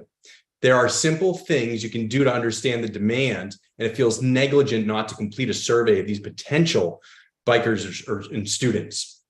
So number two, second point, there's also no study done on the traffic impacts of the nearby neighborhoods, including our neighborhood. Similarly, there's been no environmental impacts or studies done to the impact to this neighborhood. And this is likely an issue for us as we have a leaky aqueduct cutting through it. And there's actually a sign when entering the neighborhood that says no vehicles over 5 tons, likely because the street does not have the infrastructure to support heavy vehicles or a lot of vehicles. And as a result of the leak, the neighborhood also is a very high water table, and adding additional water from the aqueduct could be harmful to the neighborhood. Third point is that there have been 2 really bad accidents that I'm aware of on the Acalanes Ave and Stanley intersection in the last month. In both accidents, people have been taken away in ambulances. I've sent pictures to several members of the city, including Matt. This project will unequivocally make this intersection worse. Fourth point is that Matt said tonight that on the second meeting to discuss the project, that people generally weren't supportive of the project. And in his memo to this committee, he said that most people are against it. Most people. These are understatements. I went back and listened to the recording of that meeting. There were 26 people who spoke, and 25 of them were against, and only one person, Eric Law, was for. I understand that Eric Law says 300 people are on the Facebook page, but I'm one of them, and I'm not for this project. And there's a lot of other people just like me that are likely on his page. So the fifth point is that we should really focusing our taxpayer money on projects that the community, the majority of the community support, and this clearly is not one of them. And then lastly, I just want to know if there is still time to submit public comments, and if so, to what email address and when the comments are due, because many people were unable to join that will probably write in. That is it. Thank you. Wow. Okay, so first, other questions for the speaker? So Matt, you have a comment? I can answer the last part. Yeah. This is going to go to the city council at the end of the month. I believe the meeting's 24th. So that would be another opportunity to submit public comments, as you can send them to Patrick or Joanne Robbins. I'm going to be on vacation for the next week or 2 weeks, so please don't send them to me. And then they can be included in the city council's packet at that time. So the address that they should send them to is? The City Hall. City Hall. So it would be Joanne Robbins or City Hall. Yeah. City Hall at lovelafayette.org. believe so, yeah. Okay. I'm sorry, I didn't catch the speaker's name. Yeah, Brad Rosenthal. Oh, Brad. Okay, thank you, Brad. Can you clarify on the I didn't understand the accidents, how that was related to the project. You were speaking fast. Can you clarify that? Yeah, sure. So there was two really bad accidents. They said people were taken out in ambulances. One of them was a 4-car accident. One was like a 2 or 3 car accident on Acalanes and Stanley. This project will make that intersection unequivocally worse. So like how negligent is it on behalf of the city that all these safety issues are being Well, addressed? I'm sorry. So you're saying at the entrance to the neighborhood? No, not the entrance neighborhood. On Acalanes and at Stanley Boulevard and Pleasant Hill Road. Sorry if I misspoke on that. Stanley Boulevard and Pleasant Hill Road. All right, thank you. That clarifies it. Thank you. Sorry, yeah. Okay. All right. Any other speakers? Yeah, we have 7 more. Next up is Kimberly Lavoy. You could please. Hello. Oh, hold on.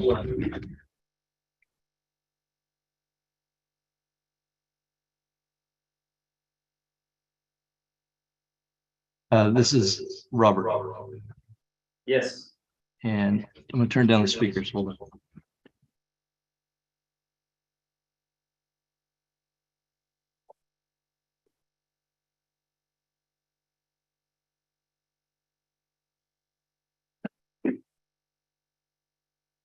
Can you hear me now? Yes, go ahead. Okay, now I can barely hear you. Hold on. Sorry, my screen froze and now I'm on my wife's computer. Just, we can hear you well, so go ahead. All right. Two basic problems with this design. One is the you're taking one lane of a high capacity road that's already stressed and using it for a very low volume of actual or predicted traffic. So it's just a fatal design flaw in terms of taking away something that you desperately need. The second problem is the offset intersection that David mentioned, I think. And I want to go through a little more detail on that. I emailed a picture on page 5 to let's see, Patrick. I'm sorry, at 7 o'clock because I was planning to share my screen. But the current right center lane starts 57 feet from the east side of the road if you're facing south on that cross section that you guys looked at earlier. And then it's a 11-foot wide drive lane. In the proposed setup, you go 72 feet from the east side of the road before the lane starts. So you've got a 15-foot offset if you were just going to go straight. And Matt does mention that you start to veer right to account for this offset approximately 250 or 300 feet north of the intersection where the left turn lane kicks in. However, the last 90 feet is a half of a car width offset, and that's just in the middle of Stanley Boulevard. So you've got to make this sharp turn on Stanley Boulevard. And that is very dangerous. And I would like to know the code in the Caltrans design standards that show this. And most situations where you have an offset like this, for example, at Moraga Road or Mount Diablo Boulevard and First Street, there's a lane in front of the library for parking that gives you a little room to fudge. And there's no 3-foot wall that you would hit if you don't make the correct adjustment. So I don't know of any other area where you have a 3-foot concrete barrier that would you run into. So I'm out of time. I would say the east sidewalk is just fine. I've driven on there hundreds of times. And that is a safe route, and the Caltrans has the blinking lights there for safety. Questions for the speaker? Robert, would you clarify, when you say taking away a lane, are you referring to the bike lane that's near the Shell station? Well, you're putting a new lane in the middle of the road that's 10, 12, about 18 feet wide. You look at 10 feet plus 6 feet on each side for the barrier.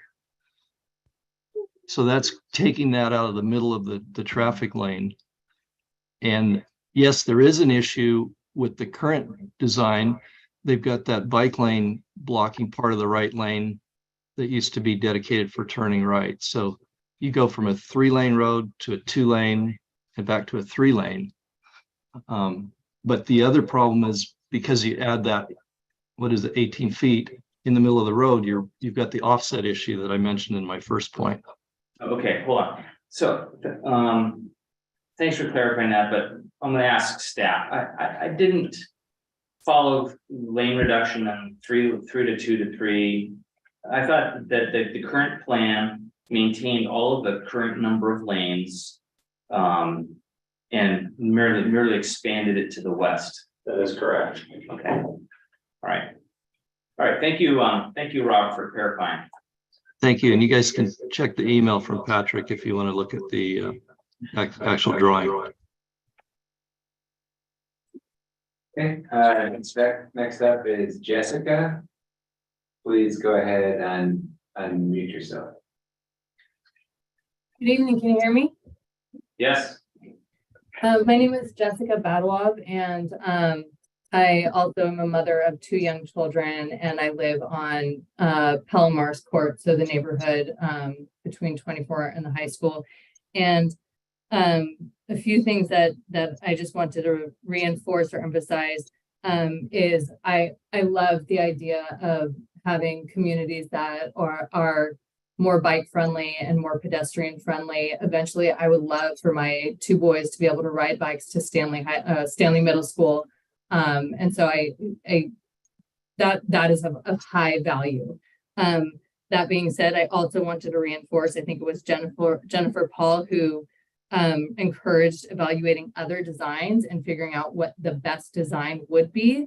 Because I think if you take into perspective, like if you take out the traffic studies, or even above the traffic studies, beyond the traffic studies, and you look at human behavior and what it takes for people to change their behavior, it's anything that is perceived as remotely inconvenient becomes uncompelling very quickly. And then you add on top of that being a teenager, which I think, again, if part of this is around safe routes to school, and you take a bunch of teenagers and you ask them to, be even more patient at more stoplights, to walk their bikes across streets. I'm pretty sure that you're not going to get a lot of teenagers who will, who'll get on board with that. And to the point made, I think also about like riding bikes to Stanley versus riding bikes to Acalanes, I think like a lot of other speakers have made, as soon as kids turn 16, I have a neighbor who I adore her, wonderful. And she lives like less than 10 minutes from Acalanes. And she has told me that as soon as she can drive her car, she will, because she's got her various sports equipment and things like that. And so the point is, even if it's close by, these teenagers, when they get access to cars, like that's what they want to do. That's it. And I think everything that Carol Singer also said is really important as well. So again, I just thinking about when you take into consideration the design, also taking into consideration what behavior changes you're asking people to make, and whether or not it's realistic that they would actually do it. Because if you build it, maybe they will come, but if it takes extra energy and effort and it's not, it's not a great alternative, then they probably won't come. And it does become the waste of money that everybody's talked about. Okay. Any questions? I think I have a question. So you said you have 2 young children now, who will, I believe you said they're young, and eventually they'll go to Stanley School, is that correct? Yeah. School? Yeah. And I'm just curious, and maybe you can't answer this question, and if you can, I understand, but if this pathway was not built and you wanted your children to ride to Stanley or they wanted to ride to Stanley, have you ever thought about what route would be safe for them in order to get there? And I assume that the area of concern would be getting from your house, going down Pleasant Hill Road to Olympic, and then eventually getting to the pathway, which the Lafayette Moraga trail, which would be safe. But that initial route that your children would take, how have you thought about how that might happen if this pathway, which would be the first leg, getting down to the freeway and under the freeway, how would you negotiate that, or how would they negotiate that? I haven't had the opportunity to do it yet. But some of my concerns would be like, what are all the additional safety steps I'm asking my two boys to make, as opposed to, because, if it comes down to like this being the absolute best design to, Jennifer Paul's kind of comments, then I suppose we would work with that. But like, from everything that everyone has said and everything that I've heard, which I completely agree with as far as like all the arguments for why this is not the best plan. I wouldn't feel confident that they would take all the extra additional time to get themselves safely into the middle of the road. And and the isolation of being locked in there, like they're saying, if people get hurt or if anything happens, that feels very uncomfortable as well.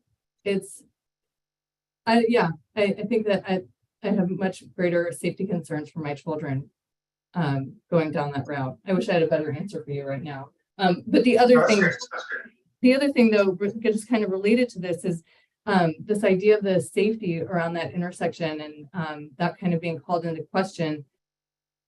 I think, again, something to consider even further is like, if we are trying to create an influx of cyclists and pedestrians, which I'm going to contradict myself, because on the one hand, I'm like, yes, very pro, bring the pedestrians and the cyclists in. On the other hand, if it's not done in a way that is absolutely optimizing safety, you are increasing the danger in an intersection with pedestrians and cyclists. So it's not even now like car on car, but we're increasing the danger factor with people who are much more vulnerable. Thank you. Okay, thank you, Jessica. Next up is Lauren McCabe Herpich. Please unmute yourself. Hello, I'm here. Can you guys hear me? Yes, hello. Hi, I am here and I have always been with you. I think I was just under my company's name since I use Zoom all the time.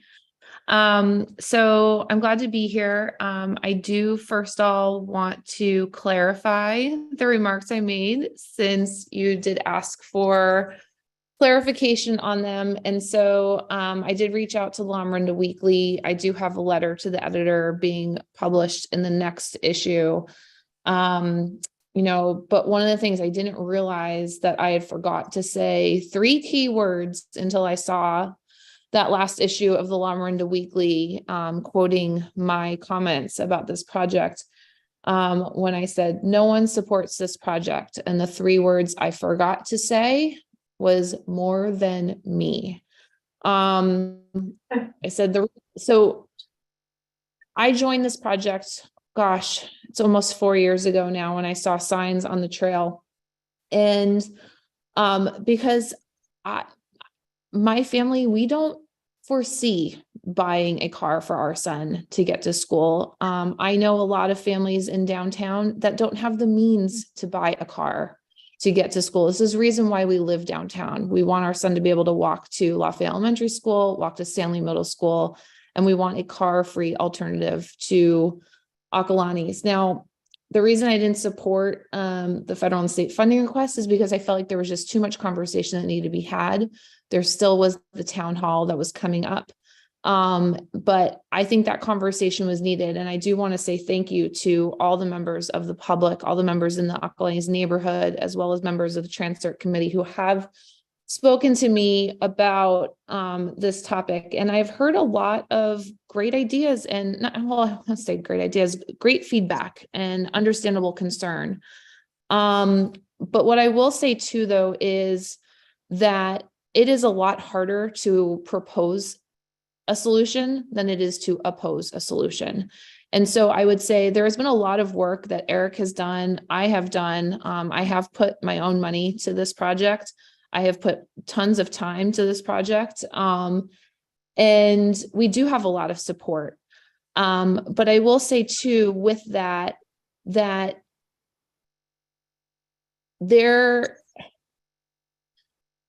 I do believe that I heard a really great idea, and I think a good compromise. I am always about compromise because one thing I've learned in my time living in Lafayette is that it's sometimes this is what happens. We get to the 11th hour and then all of a sudden there's this massive opposition and then we get nothing. This has happened with parks. This has happened with dog park opportunities. Now this is happening here and I just am tired of it. And so what I would say is that we do have this funding. I would ask for clarification with the grant funding on what we'd be able to use the remaining $153. You have to wrap up. I'm sorry.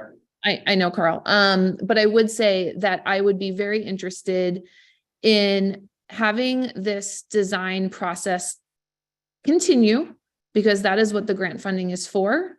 However, to be able to, as Jennifer Paul has recommended, I do think that there is a feasibility study that could be done to make sure that this is the best and most utilized way to solve the problem that's at hand. It's not about a pedestrian bridge. Sorry, you're out of time. I'm sorry. Okay. Okay, all right. It seems like my comments were really important, so apologies. Stella's asked that you finish your thought up, please. It would be helpful, yeah. No, again. Go ahead. Again, I just think we should utilize the money. Again, I am not about government waste, but at the same time, we do have this money for this project to continue the design. I think it would only be fair to continue in that manner. And then but as what Jennifer Paul had suggested, and I do understand it, and I do agree with her, making sure that a feasibility study is put together with alternative analysis, that making sure that this is the best solution. And if it comes out to be the case, then great, we have the design already done. But again, I really want to just stress that it is a lot harder to get something done than to oppose it. So for everybody who wants to say, no, we don't want to do this, well, then come up with another solution that is better, because there is a problem that we are trying to solve. There are a lot of people that they do not have the cars to come up to Acalanes or even just traverse up to Briones. So Thank you. thanks, Stella. Appreciate it. And I'm sorry, in the motion, did I make you lose any thoughts? No, Carl, you're fine. Thank you. Right, I will say I'm typically a person that speaks during meetings and I don't send emails. So that's the reason why you didn't see my clarification email, but I do want to make it known. It will be in the La Miranda Weekly, this next upcoming issue. Okay, any other questions? All right, thanks for your comments. All right, next up we have Linda. Please go ahead and unmute yourself.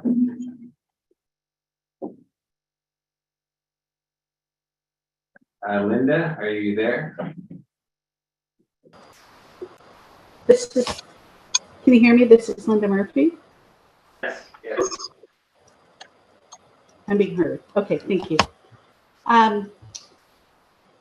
There's a couple speakers who spoke. I'm one of those who have walked along this segment of Pleasantville Road, and I do not feel unsafe crossing at those two on-ramps on the east side. And Caltrans is going to be installing beacons, the flashing beacons this summer. And I think we all agree we want safety, but I think the best design is to mirror something like we have on the south side of Mount Evelyn and Highway 24, which is to put the multi-path on the sides of the road, not down the middle. And the couple things that will accomplish is, one, it will actually be safer because people are not walking down the middle with either the crowded cars and they're breathing all the exhaust, or it's not a crowded time and you have cars going 45 and 50 miles an hour on either side. So you put them to the sides, you give them that buffer protection of the parked cars, and then you use, instead of having a 16-foot wide median, you take that space again, like we have on south part of Pleasant Hill Road, and you can put maybe some greeneries and then the pathway, and maybe you dedicate the main walking to the east side of the street or the west side, whichever side, and you have it link with what's happening down on Pleasant Hill Road. And I and another person more than 20 years ago worked, and it took maybe 10 years to make it happen, but it was A, B, C, and D segments where we first started with the west side of Pleasant Hill Road, and little by little got funding for each of the pieces. And now it's a really great, safe way to do it. But I think running this down the middle of Pleasant Hill Road doesn't make it safer. And I will say one thing is that back when they came up with this plan, they talked about the impact of the visuals, like the vertical visuals of trees and what that does to the psychological effect on drivers. And I didn't know what they were talking about. This is when Leah Greenblatt was a transportation coordinator for Lafayette. But once they planted all those trees and you saw it, it was like, I get it now. And literally people would go 70 miles an hour and people would tell me, no, they didn't. I will tell you, I've lived here for 25 years. People went 70 miles an hour on this part of Pleasant Hill Road south of the freeway. Now the speeds are down to 50. So it was a huge impact. So my concern with its design is you're going to have even a broader range of concrete that 24/7 is going to get drivers to drive even faster and will make it a much unsafer place. Thank you. So I would say, please don't go forward on the design and return the money. Thank you. Any questions? I need to get clarification. The acoustics of the call was very good. So I just want to clarify that what I think I heard her say was that she would be in favor of something that was done on the southern side on South Pleasant Hill Boulevard, south of the freeway, where there was a separate pathway established and the separator was landscaping. Is that?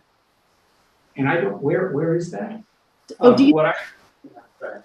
Yeah, it's when you, so if you were to, I mean, the nice thing would, it would link up to get to that Lafayette Moraga Trail you're talking about, but between Mount Diablo Boulevard and Olympic Boulevard, that segment of Pleasant Hill Road. So it's where it just meets up to where this project's supposed to start, this median.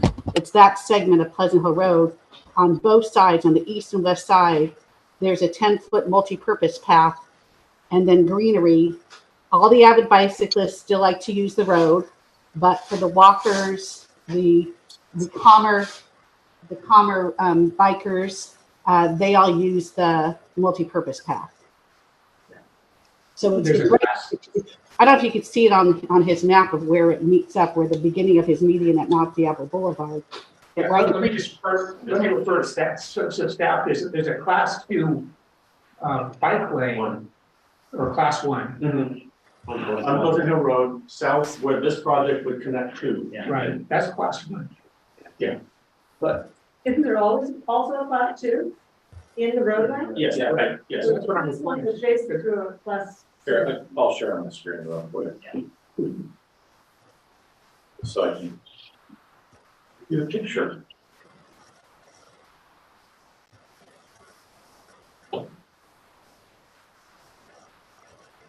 Right. The issue at hand is there isn't enough right of way to do this north of the freeway. Right.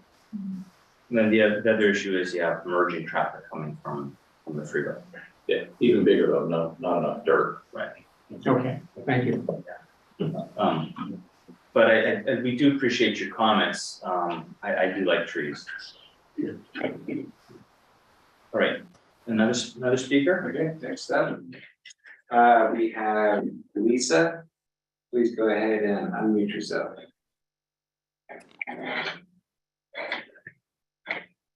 Hi, can you hear me? Yes.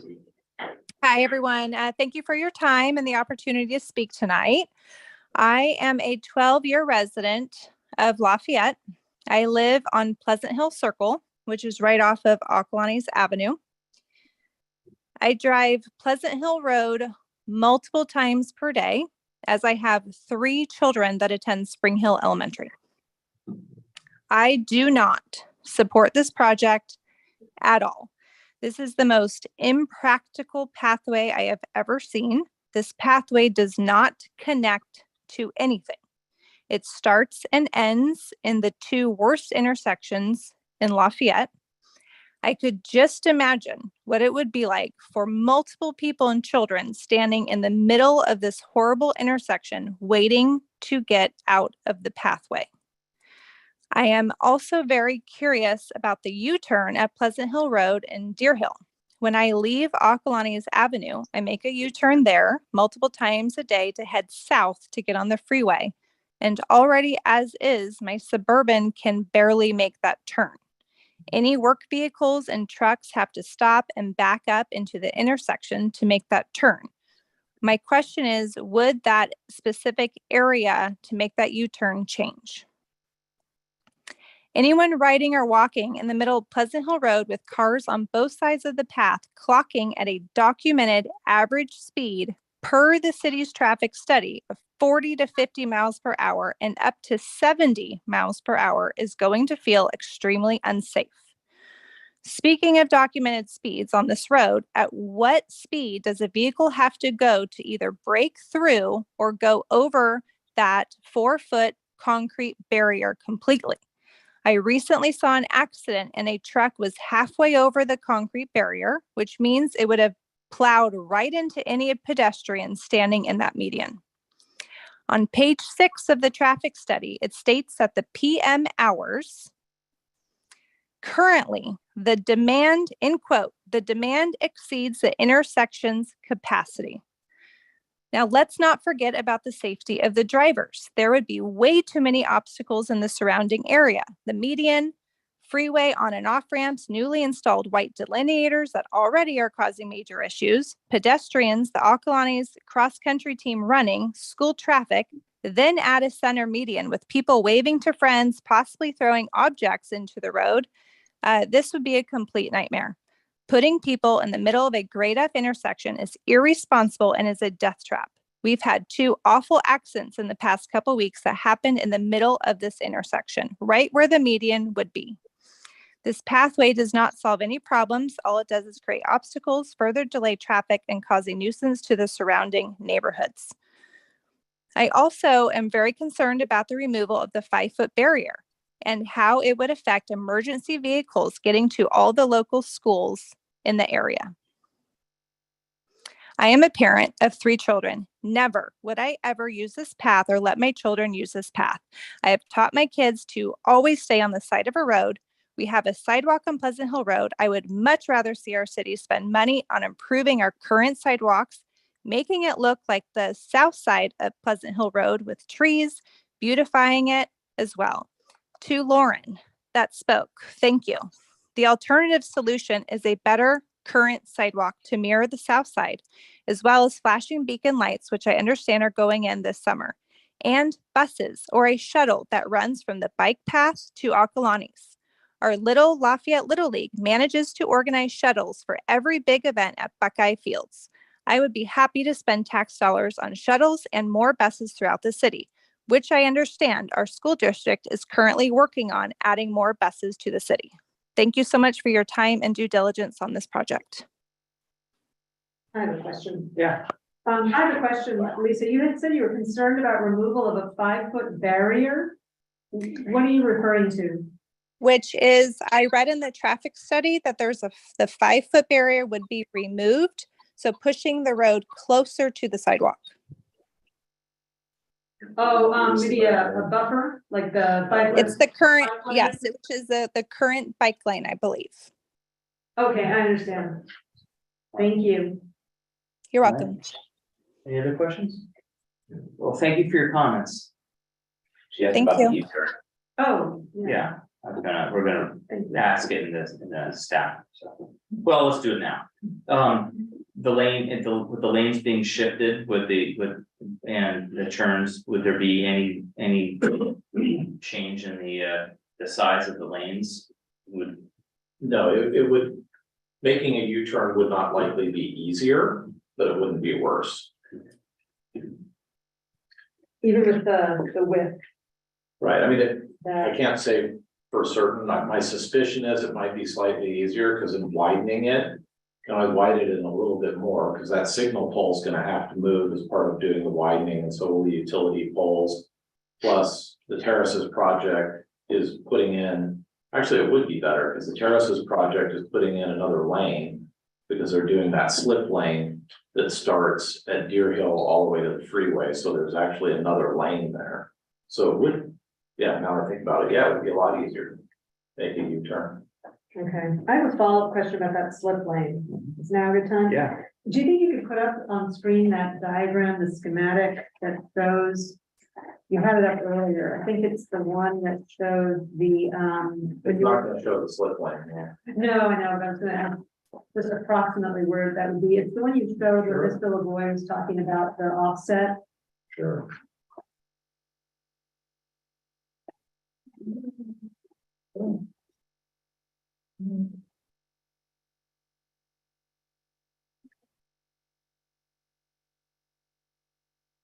Bear with me.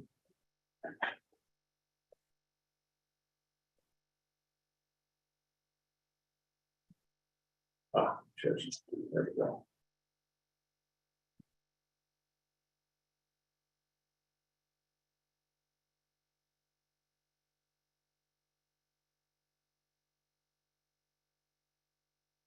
This one.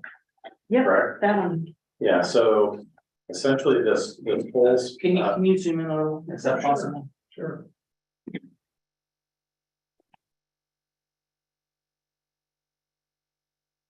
So this side of the road, so that right here is Deer Hill Road, and this is southbound Pleasant Hill Road.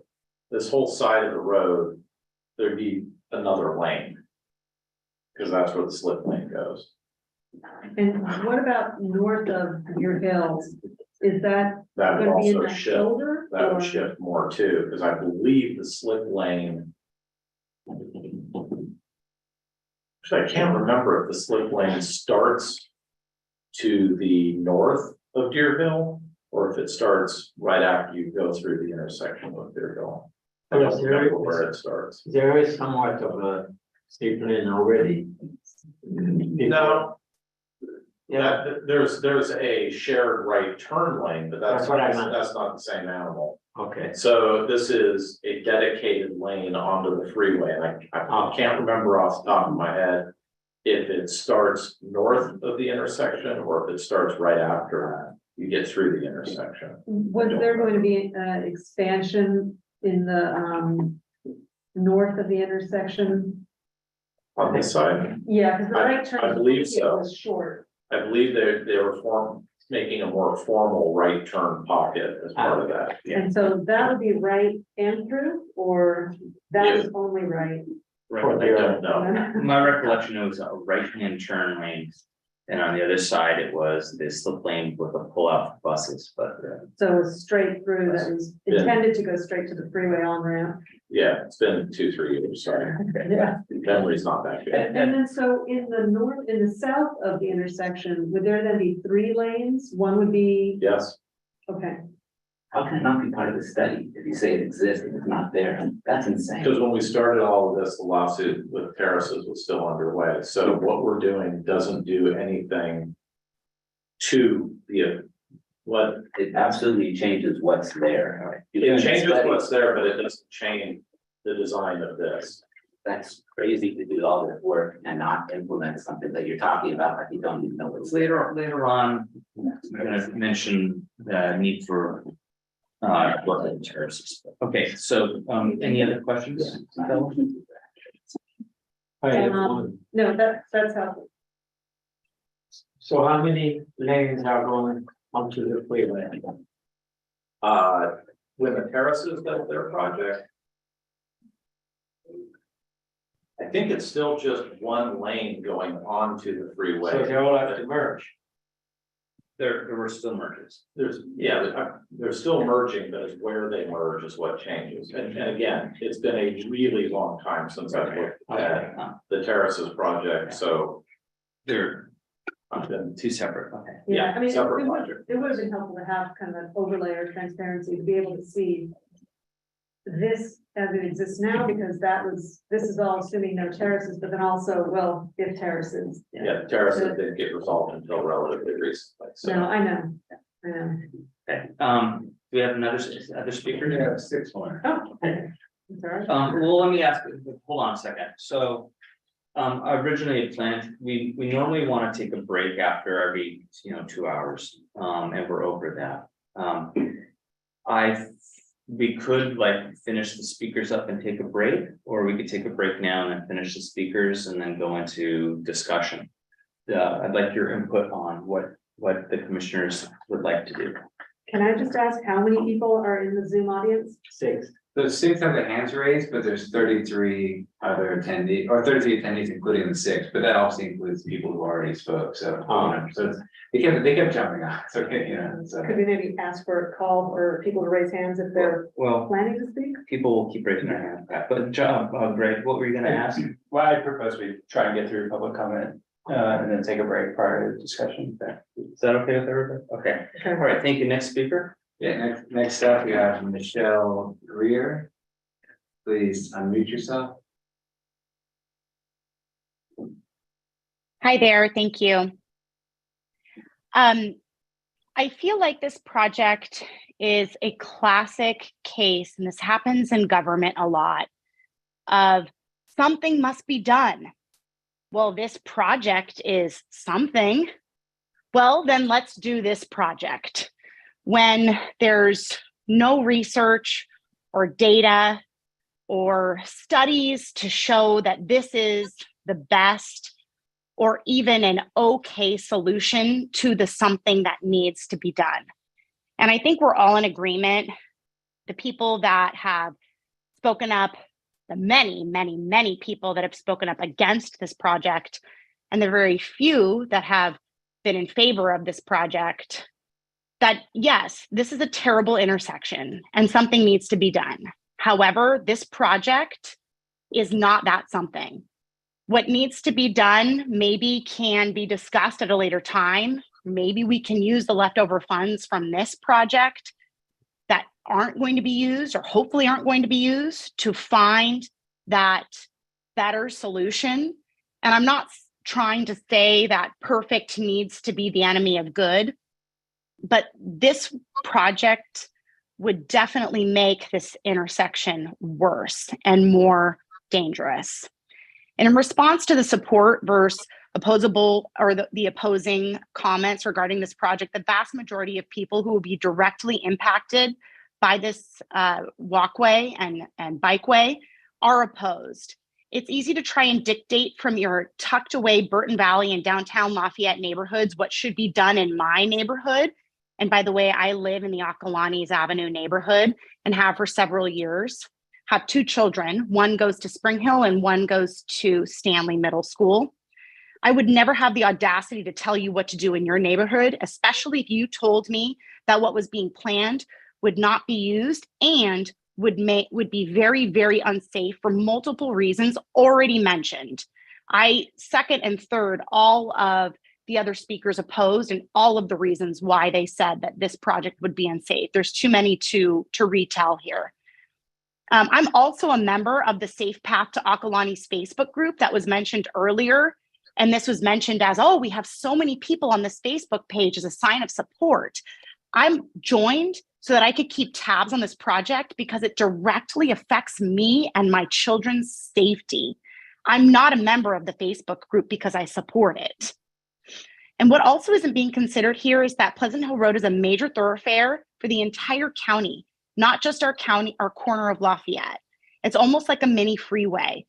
And it has a grade F, as mentioned by so many other speakers here tonight. What is being proposed will affect not only us, but all of those commuters through Contra Costa County that use Pleasant Hill Road. I am firmly opposed to this project, and I ask you to allocate the funds to do more research for another project that more citizens of Lafayette are in favor of. Thank you. Any questions? Thank you. Thank you very much. All right, next up, we have DeGuerin. I'm not sure if I pronounced that correctly, but you can go ahead and unmute yourself. Hi, can you all hear me? Yes. What's your name? Doug. Okay. I just want to say, so I'm a fairly new resident to Lafayette, but my wife grew up here. My in-laws have been living here for decades, and so although I'm new to the community, my family has been here for quite a long time. And just want to say that I support any and all bike paths. We recently moved here from Washington, D.C. back in November. And one of the, in talking about the bike path down the middle of the road, it reminds me of bike path on Pennsylvania Avenue in Washington, D.C. that goes from essentially from the Capitol building to the White House. It's Pennsylvania Avenue in Washington, D.C. Anyone who's been there knows it's quite a busy street, and yet the lane in the middle, the bike lanes in the middle are often used thoroughfare. So, I'm not an engineer. I don't know what the best ways to design bike paths are, but I know that we need more of them in this community. And I would like to have my young kids down the road to be able to bike to high school. We live over by the Lafayette Hotel. And so to be able to we wouldn't let them. I think one of the speakers spoke earlier and the question was, would you allow your kids to bike there? And the thought was, I wouldn't let my kids currently on the current path bike to Acalanes, even though it's quite a short trip. So I just want to say that I support any and all bike paths. I hope that this or something very similar gets passed so that we have better bike lanes in the community. So thank you very much. Thank you. Any questions? Thanks for your comments. All right, thank you. Next up, we have Kelly Handler. Please unmute yourself. Hi, thank you for your time. I have a couple comments. I have two boys at Stanley. I live near Acalanes, and I am very comfortable with them riding their bikes to school right at the on and off ramps. That makes me a little worried, but I feel like we could just fix the problem right there. And we don't need to add this half a mile of chaos to our community for the traffic problems. I'm very concerned about evacuation for fires, and having a bike path in the middle of the road there seems to be very dangerous for everyone going up and down Pleasant Hill Road and coming off all the streets. So can you tell me a little bit more about the evacuation process? Having that. No, just keep going. Oh, sorry. I just got cut off. Yeah, so I was just wondering if you could tell a little bit more about the evacuation process coming in, with having that bike lane in the middle of the road and the big, 10 feet fire trucks in and out, and the safety for our community on this side of Lafayette. Thank you. Any questions? No. Right, thank you for your comments. Thank you. All right, next up we have Grace Dixon. Please unmute yourself. Hello, good evening. Thank Hello. you everyone for your hard work on this project. I'd like to express my agreement with Lauren Herpick and Jennifer Paul. As some background, I live in the Trails neighborhood. I've lived here for 27 years. I've raised 3 children here. My youngest is 16. She is still in Acalanes. And all of my children walked and biked to school including Burton Valley, but we will not allow them to bike to Acalanes. We chose not to have multiple cars in our house for many reasons. One of them financial, one of them is strict sustainability. Our daughter is a 16-year-old junior. If she did drive to school, 16-year-olds are not permitted to drive others in their car without a waiting period. So I just want to lay all that on the decision table. That 16-year-olds, my 16-year-old is a junior, and she will not be 17 until May. So kids cannot drive for the first 2 years at least in high school if they choose to do so, and we choose not to do so. Finally, I would like for us to, evaluate what the best decisions are, but know that everything that we do, we kind of need to have a 20 years out. Believe me, I know anything in Lafayette takes at least 10 years. So I do appreciate all of the thought and the great amount of brain power that has gone into this. But I think everything that we can do to make Lafayette as bikeable and walkable, especially for our aged and our younger citizens, is extremely important. As far as pollution on the road and why are we doing this and the fight against Deer Hill, the Acalanes is where it is. We can't move Acalanes. So having our kids walk on a polluted road is not ideal, but it is what it is. Finally, the flashing beacons. I cross at Gazebo at least twice a day, and the flashing beacons, why they help is not the be-all and end-all solution. Finally, I'd like to talk about the U-turns. U-turns on that Pleasant Hill are not ideal. And I parked to pick up my daughter from Acalanes, and yes, it's a tight squeeze there. So I still have other things to say, but my time is up. I have one question, and I don't know if you were, maybe I just didn't hear it, but did you say that you, well, let me ask the question this way. Would you allow your children to use the pathway to get to Acalanes if it existed? Absolutely. I have the pathway sign in my front yard. I support it. I also support anything that solves this issue. I did not allow my 3 children to walk or bike to Acalanes. So right now we are members of Springbrook Pool. We go to Acalanes. If that pathway existed, my car would not be on the road for 8 trips per day. So I'm just one person. But we go back and forth to Acalanes, that's 2, back and forth to pick her up, that's 4, back and forth to drop her off for swim, that's 6, back and forth to drop her off after swim, that's 8. That's per day. So if that path existed so she could bike, I would not be on the road 8 times per day. So that's an example of the reduction of cars on the road. So I am not a traffic engineer. I don't have the solution, but I'm just saying a solution needs to be, we need to work on this, and we've got the funds. So I really would like to pursue this solution. Thank you. Okay, next up we have Cheryl. Please go ahead and unmute yourself.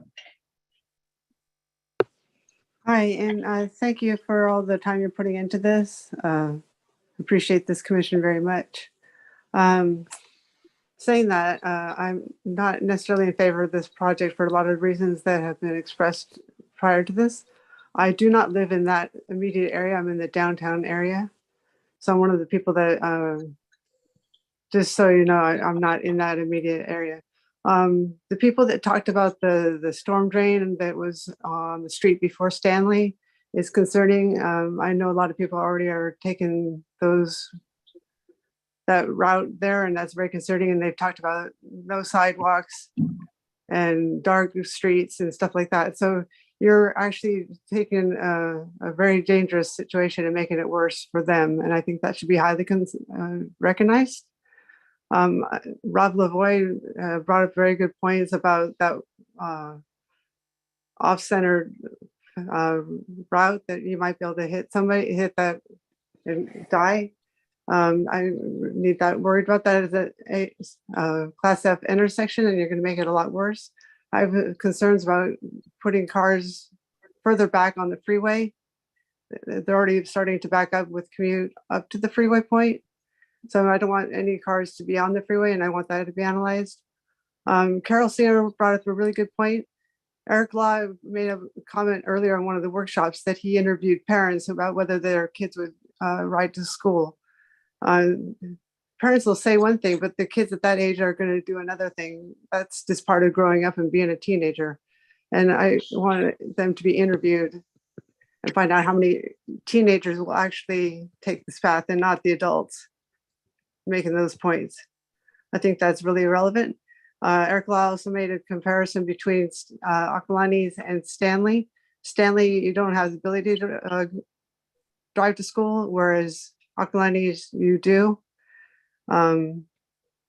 Also, you're as a high schooler, when you're 16, you're allowed to take your siblings to school. So that is very helpful. I just want all these things considered. I'm not in favor of this project. I think that the funding, the other option where you take the remaining money and help with the project that's already in progress would be great. Thank you. Any questions for Cheryl? All right, thank you very much, Cheryl. All right, you. Next up, we have Jean Bulmer. Please go ahead and unmute yourself. Hi, can you hear me? Yes, hello. Hey, first, thank you all so much for volunteering. I know this is a very intensive job and I appreciate your work, so thank you. I live on Release Valley Road. I've lived here for 16 years. I had 2 kids go through the schools here. I am not in favor of this project as proposed for many of the reasons that have already been mentioned. You know, we are still, at least on paper, semi-rural, not semi-urban, and thankfully nothing like Washington, D.C. You know, I'd like to see some of the money used to make what we already have safer. I think everyone wants more safety in the community. You know, I'm glad to hear there was a little bit of outreach with parents as to who would use it. But it's true, you never know what kids are really going to want to do. And sometimes even if we want them to walk or ride their bikes, they want to ride with a friend or, you know, that sort of thing. So, and then also rain season has been a little intense this year. And I'm wondering how many kids would have been riding their bike through the rain season. So, you know, maybe we could think about how much use we would actually get out of such an incredibly expensive pathway. What about the kids zone to Campo? There are plenty of Lafayette kids zone to Campo.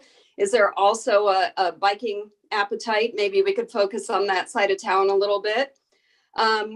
I'm curious about the construction that would take place. You know, we've lived through a lot of construction over here on Release. Last year, 1 lane on Release was closed prior to school starting. And those habits of commuting start very early on. So everybody was driving. We have pathway work going on here into September. You know, so you know, it's really something to consider. I'd be very interested to hear how prescriptive the construction would be, and would this be eating into the school year and making things even worse for us on this side of town? Also, I've heard a little bit about busing, and I think some of you may be interested to know that there is a bus JPA meeting this Friday at 2:00. I know that's really inconvenient for parents, and I know folks have asked for those meetings, the city school meeting and the bus meeting, to be at a better time for parents. But that is this Friday at 2:00, and you know, so maybe that would be a good place to start talking about asking for bus service from downtown and Burton Valley. So thank you so much. Have a good night. Any questions? All right, thank you for your comments. Can we ask how many we have in queue now? There's one left. All right, We have last comment on this item is Mike from Lafayette. Please go ahead and unmute yourself. And can I say something when he's done? Yeah. Sure. Can you hear me now? yes, Okay. go ahead. So it was very interesting to listen to a few of the comments that came in towards the end there. I agree with some of the comments. The parents and school district have tried multiple times to identify the number of students that would use this kind of facility. As yet, they haven't come up with anything. The other thing about it is it's extraordinarily expensive at a time when in 2023, Wall Street and everybody else in major companies are saying this is the time to be efficient and lay off people, not spend money. So the question then is, what's the ROI? Well, given that there are very few kids who ride their bikes to Acalanes from south of Acalanes, it works out to maybe $1 million a rider currently. So that's something to contemplate. Additionally, this is a very bad place to put people exercising hard when they're riding a bike uphill. You're putting them right in the middle of commute traffic that's quite possibly log jammed. And at that kind of rate of exercise, kids put out 10 times the amount of effort they would normally. And you say, well, this is your friendly PM 2.5 particle. Those are the worst particles for any human being, but especially young people with young systems to inhale. So essentially, you're forcing them to go right into the middle of traffic. It's the perfect storm at rush hour with the worst particles. You only have to read the articles or talk to the University of Berkeley professor who specializes in this area to see that this is not doing the students a favor. It's probably shortening their lives rather than shortening their commute. The other thing about it in that regard is BAAQMD has already identified that's unacceptable, that part of the domain. So you're running against the standards established by government agencies. The other thing about it is, of course, they're right in the middle of 4 lanes of traffic. Hopefully there won't be any accidents, but if there are, it's not going to be a good vision, a good image for Lafayette. Well, we put them in the middle of 4 lanes of commute traffic with very bad pollution with the intent of trying to help them. It doesn't make a lot of sense. Finally, I don't know how much time I have, but I would mention that Deer Hill is a project is going to move 500,000 cubic yards of dirt. That's going to take between 50 and 70,000 truckloads of dirt, and it's going to take them a long time to move that. And Mr. O'Brien, the developer, is saying he hopes to finish that project by 2026. In the meantime, you're going to have 50 to 70,000 trucks of dirt being moved. So what's that going to do to the southbound traffic? And what's it going to do to the people who are watching this from the other side of the road in that regard? So, Right. Your time's up. Okay, but you anything can else? see all of these are problematic and they haven't properly been studied. Yeah. So I point to the fact that the form letters from the parents on the other side of the argument may be well intended, but I don't see any technical evaluation of the project. They're just saying, I think it would be neat for my kids to have a ride. Well, you know, I think there are better solutions that don't cost $5 million. All right, thank you for your comments. Sure. We do have one more hand raised. And then we have one in hand. Let's go ahead that. And then we'll- Ryan Walsh, please go ahead and unmute yourself. Hi, thanks everyone for having this conversation this evening. I live on Pleasant Hill Circle. We've been here 2 years. We have three young kids that will go to Springbrook and eventually go to Stanley Middle School. I do not support this project with the construction. I would I would not be putting my kids on bikes to commute to school at any point in their middle school time, 6th, 7th, or 8th grade. Inherently getting on a bicycle is dangerous when you're sharing the roads, any part of these roads with cars. So I will be leveraging the bus system or driving them to school, either myself or my wife. There was a question posed by Kelly a few callers earlier about emergency response and how the construction here impacts evacuation routes. I would love to hear that referenced and discussed in the discussion period, if not addressed right after my remarks conclude. I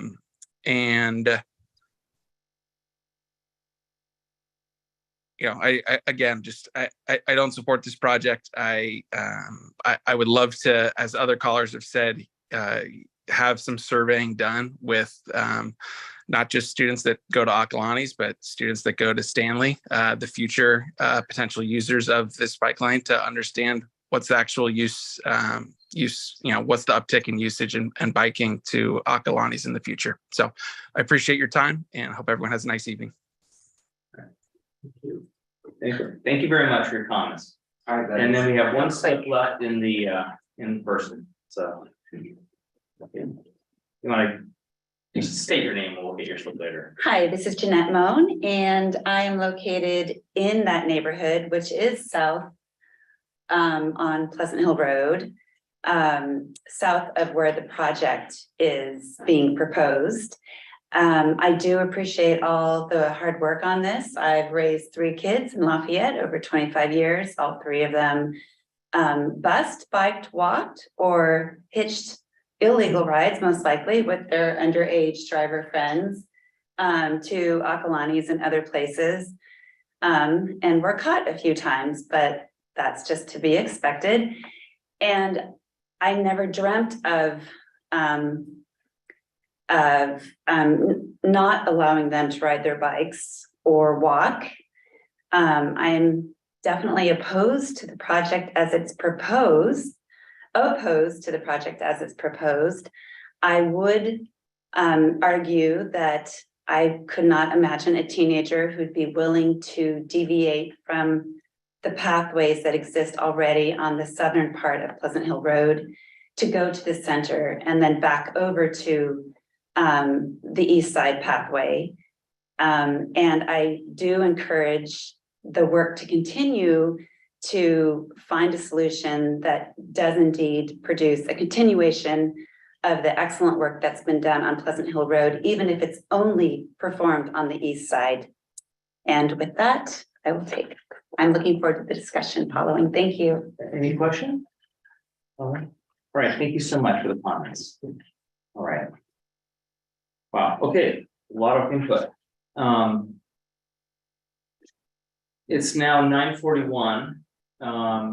Shall we take at least 10 minute break, 12 minutes? I don't know where the restrooms are located. We're still. Okay, so why don't we? I have a question for Janet. Okay. Thomas, I don't know if you're going to be around after the break. I was gonna leave, I wanted to. Well, let me just- Yes.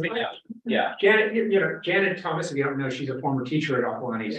Do you know, has there ever been a survey done of students while you were teaching there regarding biking? No, not that I know of. Many attempts to get kids to bike.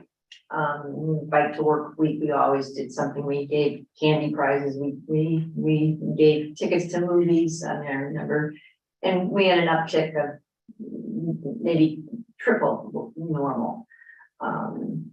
What I have done in my walks, especially since this project has, caught my attention, is ask kids who do bike on Pleasant Hill Road. I stop them and I say, "Do you feel safe?"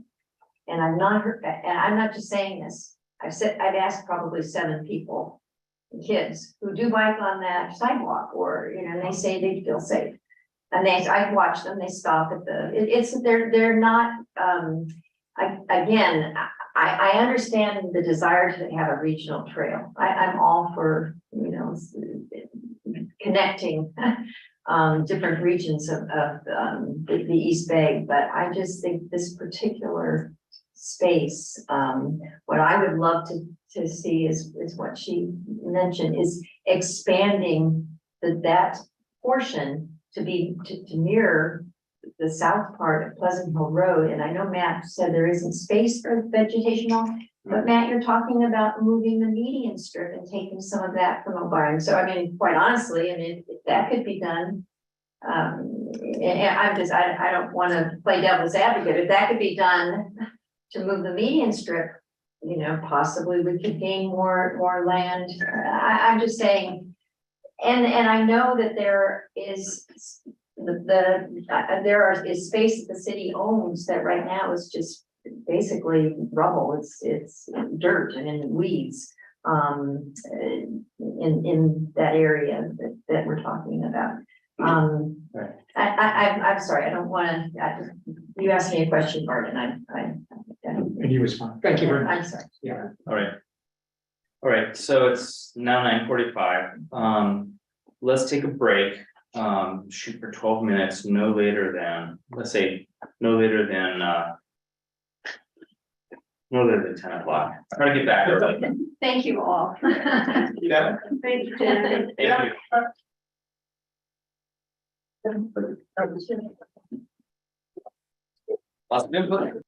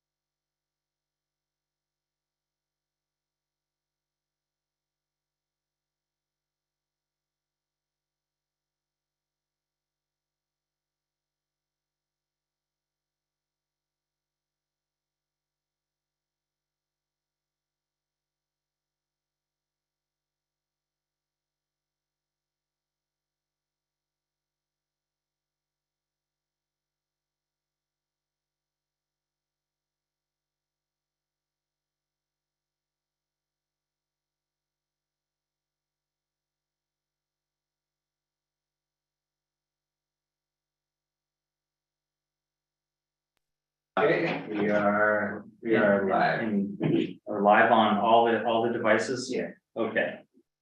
All right, it is 9:57 PM. We just got back from break. We're on item, hold on a second. We are on item 6A, which is the Pleasant Hill Road median multi-use pathway project. We've heard public input. At this point, I want to open this up for discussion. Claire, both asking questions of staff on things that we've heard, as well as you can also give opinions and your take on things. The staff report, and I agree that what we're being asked to do is to decide whether to continue the design phase of this project, or whether we would recommend that it not go forward. So it's really a binary. I don't think that, and correct me if I'm wrong, I don't think we have the ability or can even count on reallocating money to any other project. I think the question for us right now is go forward or not. If we go forward, it goes to the city council. And then I'm sure that they could then possibly talk about reallocating money, but I don't think that's on kind of the table for us. And does anybody disagree with that idea or that? No, I think we have the option to recommend reallocation if that's what we feel. Oh, okay. You know, that could be Okay. our decision, so I Okay. don't think we should take that off the table. Okay, all right, that's good. I agree. I agree with Bart, at least exploring the option or what may be available. Okay, Yeah. well, that's really great. If we turn it down, would the money go away or it can be used somewhere else? Wow. I don't think we know, but go ahead. Essentially, the process is, if you recommend that the project not go forward and that the city seek a reallocation for the money, Okay, and the city council goes along with that, then we would send a letter to our assembly member. All has to be done by the end of the month because she would need to take it to her budget committee to ask for a reallocation. We can suggest what we want to reallocate it for, and that's why staff's recommendation was pick a project we know is going to be built. Because the optics of that look a little better, because you're saying, look, we're still building something with the money. That's why we picked, go spend it on the pathway between Release and Spring Hill. but I'm sorry. I'd like to correct you. It doesn't start at Release, does it? The pathway that we are currently going to be building this summer starts at Release and goes to Spring Hill. The different pathway than this project. Oh, It's a pathway reconstruction project that's already headed out the door. Sorry. I was gonna ask you just a question, so you're. Yeah, just back to that, Matt, if you have any input as to why, you think that might be more successful, and we may be getting ahead of ourselves here, but, the initial grant here was for a study and design work, not for an actual project. So why do you think it might be more successful to reallocate to a project that will be built? I'm not a politician, but my sense is that if we just reallocate it to more studies, the feeling is, I'm just giving you lots of money to not ever build anything. Whereas if I give you lots of money and you're gonna have some plans ready that could potentially be built, okay, I can get on board with that. That's how I would think about it if I was a politician, but I can't speak for our assembly member. She may have a completely different feeling about it. Thank you. Matt, I was wondering if you could tell us the number of participants at the past public workshops in July and March. I can't give you an exact number, but the speakers who spoke tonight were correct. They were very well attended. I would say the first one, we probably had at least 40 speakers. Second one, probably in the 50s. Both meetings lasted think at least till 11 o'clock at night, if not 11:30. One was midnight. Oh, thank you. Yeah, and I Okay, think yeah. you said something around 60, even high 60 I for could July. be. Yeah, I could. Be. Yeah, and I think maybe also March was high. They were both extremely well attended. And one of the speakers, Mr. Law had said that for the March 8th meeting, many of them were not talking about the multi-use path project. That wasn't my recollection. I do recall quite a few of the speakers maybe talked about the pathway and then segued right into the roundabout or other issues. I'm not sure I would characterize it as most of them were talking about other issues. I think Yeah. most of them were on topic and then wanted to add more stuff to it, had other questions. Mhm. Yeah, that was my recollection as Yeah. well. Okay, thank you. Would, because the consultants we're working with, would they need to be paid all of the 140,000 that is remaining in order to complete the work that they need to do? I mean, what's your, either Matt or Patrick, what's your sensing on that? Is that something that they would need, or would there be some money left over where we could look at an alternative project that would It's possible that we would have money left over, but I don't believe we could take that money and use it for something else because the grant is very explicit about what this project is for. Or what the grant money is for. I remember asking Mike about that, and he said that it's really just one line description, safe path for children. That's more than that. The document that we signed saying, yes, we'll take the money. Refers to the project narrative or the project description, and the project description says center median multi-use pathway. I see, okay. So, He had given me early on, I think, the budget allocation. yeah, he probably gave a description that we use for our internal documents. Okay. You were asking another question? No, I think he's answered it. Well, then let me follow up on the money. Are we contractually obligated to pay the consultant? You know, I don't know how the contract was worded. Are we able to pull the project if we chose to do that and not have to pay them any more money? Yeah, so if we stop the project at the traffic study phase and we don't do the design, we don't have to pay them design money if they haven't done any design work. Okay, thank you. So in other words, they have been paid, they are paid to this day. Right, they're paid for what they have produced thus far. Okay, yes. Any other general questions? Well, I'm just wondering whether if we believe that the community would benefit from exploring other options or using the remaining funds for the construction and widening of the pedestrian pathway as outlined in the alternative that we have here. Whether the legislator would have concerns about that, which I think she would understand that given the response that we've heard from the community, that it just makes sense that we look at other alternatives, either concurrently with continue to look at this or in place of it. And I know you can't answer that, so that's why I know you can't answer that question, but I wonder if it still is a question that we could investigate.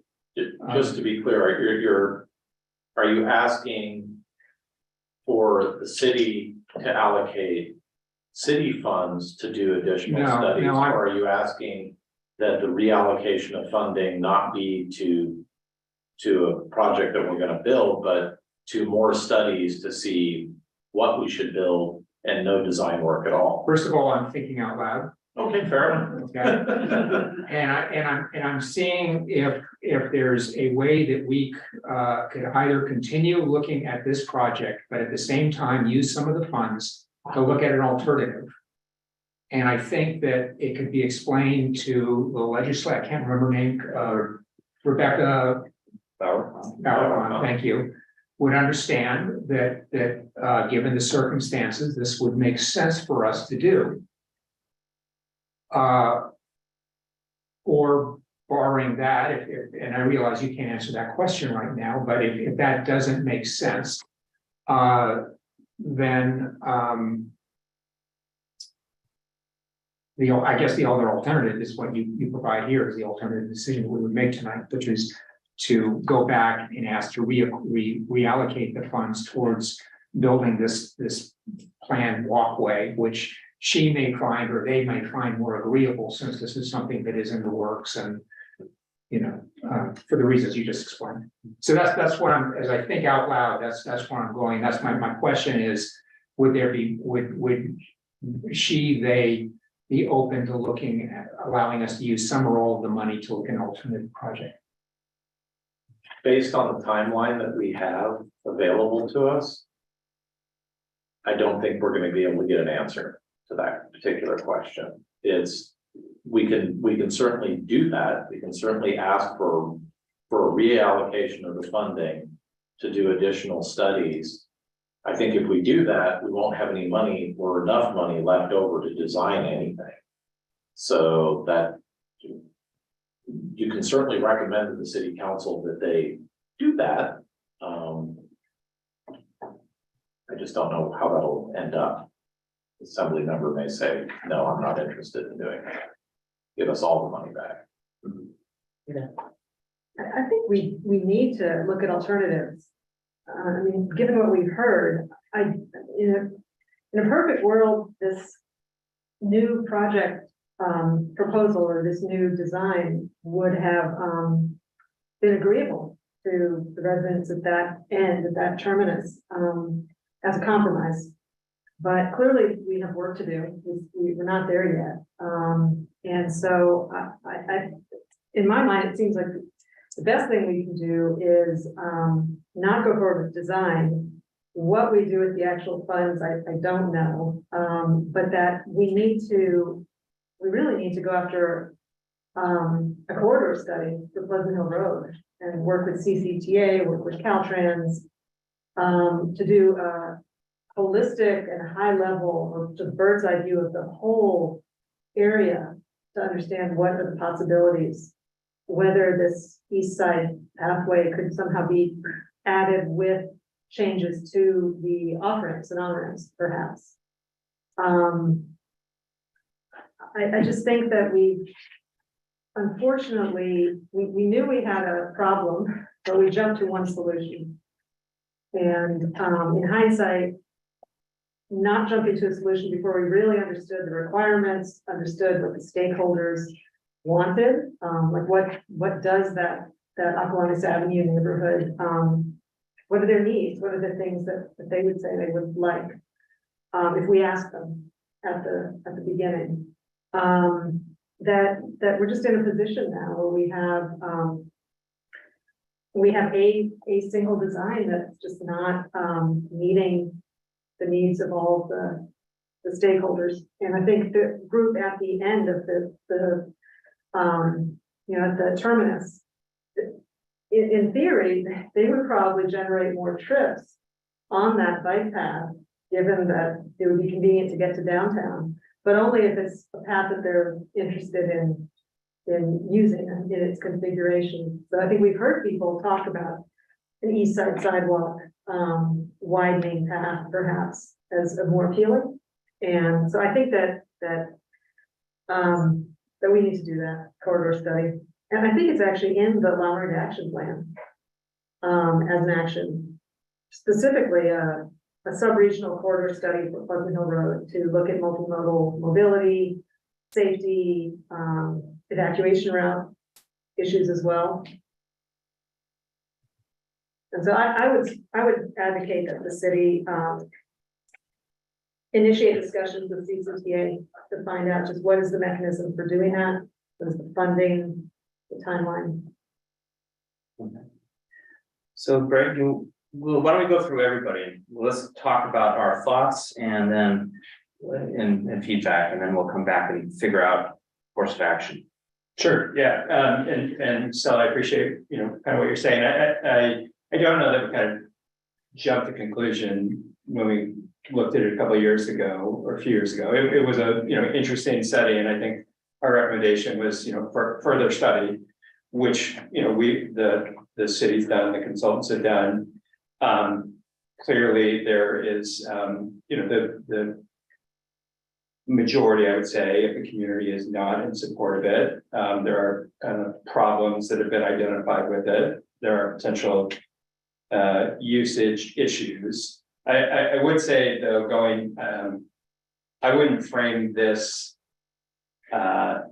project as just aimed at getting kids to and from Acalanes, because as someone who lives, north of Stanley on that corridor, I mean, some solution that gets people from north of 24, down to the trail, down to Mount Diablo, needs to be found. And, that's going to be for families, for kids going to Stanley, as well as kids going to Acalanes. So I don't think it was limited to just that. That said, I think we're at the point that I don't know that I feel comfortable recommending, continuing the funding of the design phase and moving this forward. I think I agree with you that I think we need to look at alternatives. My preference would be, and Matt, I appreciate what you're saying about a project that's already baked, out there between Release and Spring Hill. But I wonder if we focused on the area on the east side of Pleasant Hill, from Diablo to Stanley, and even potentially the corridor up to Quant and Spring Hill. That's the same concept of what we were getting at here. And I don't know if we'd have, the city would have any more luck in a potential reallocation of those funds towards a broader study, to your point, and to what Jen and others have suggested.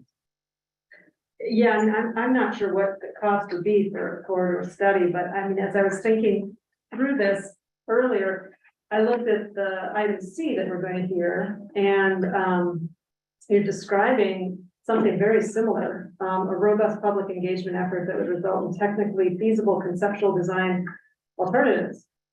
And I think that's the robust public engagement part is what's been missing here. And I think that we have an opportunity to return back to doing that. And it really engage this. I think they can robust public engagement. Matt's experience that it's just that the engagement has been,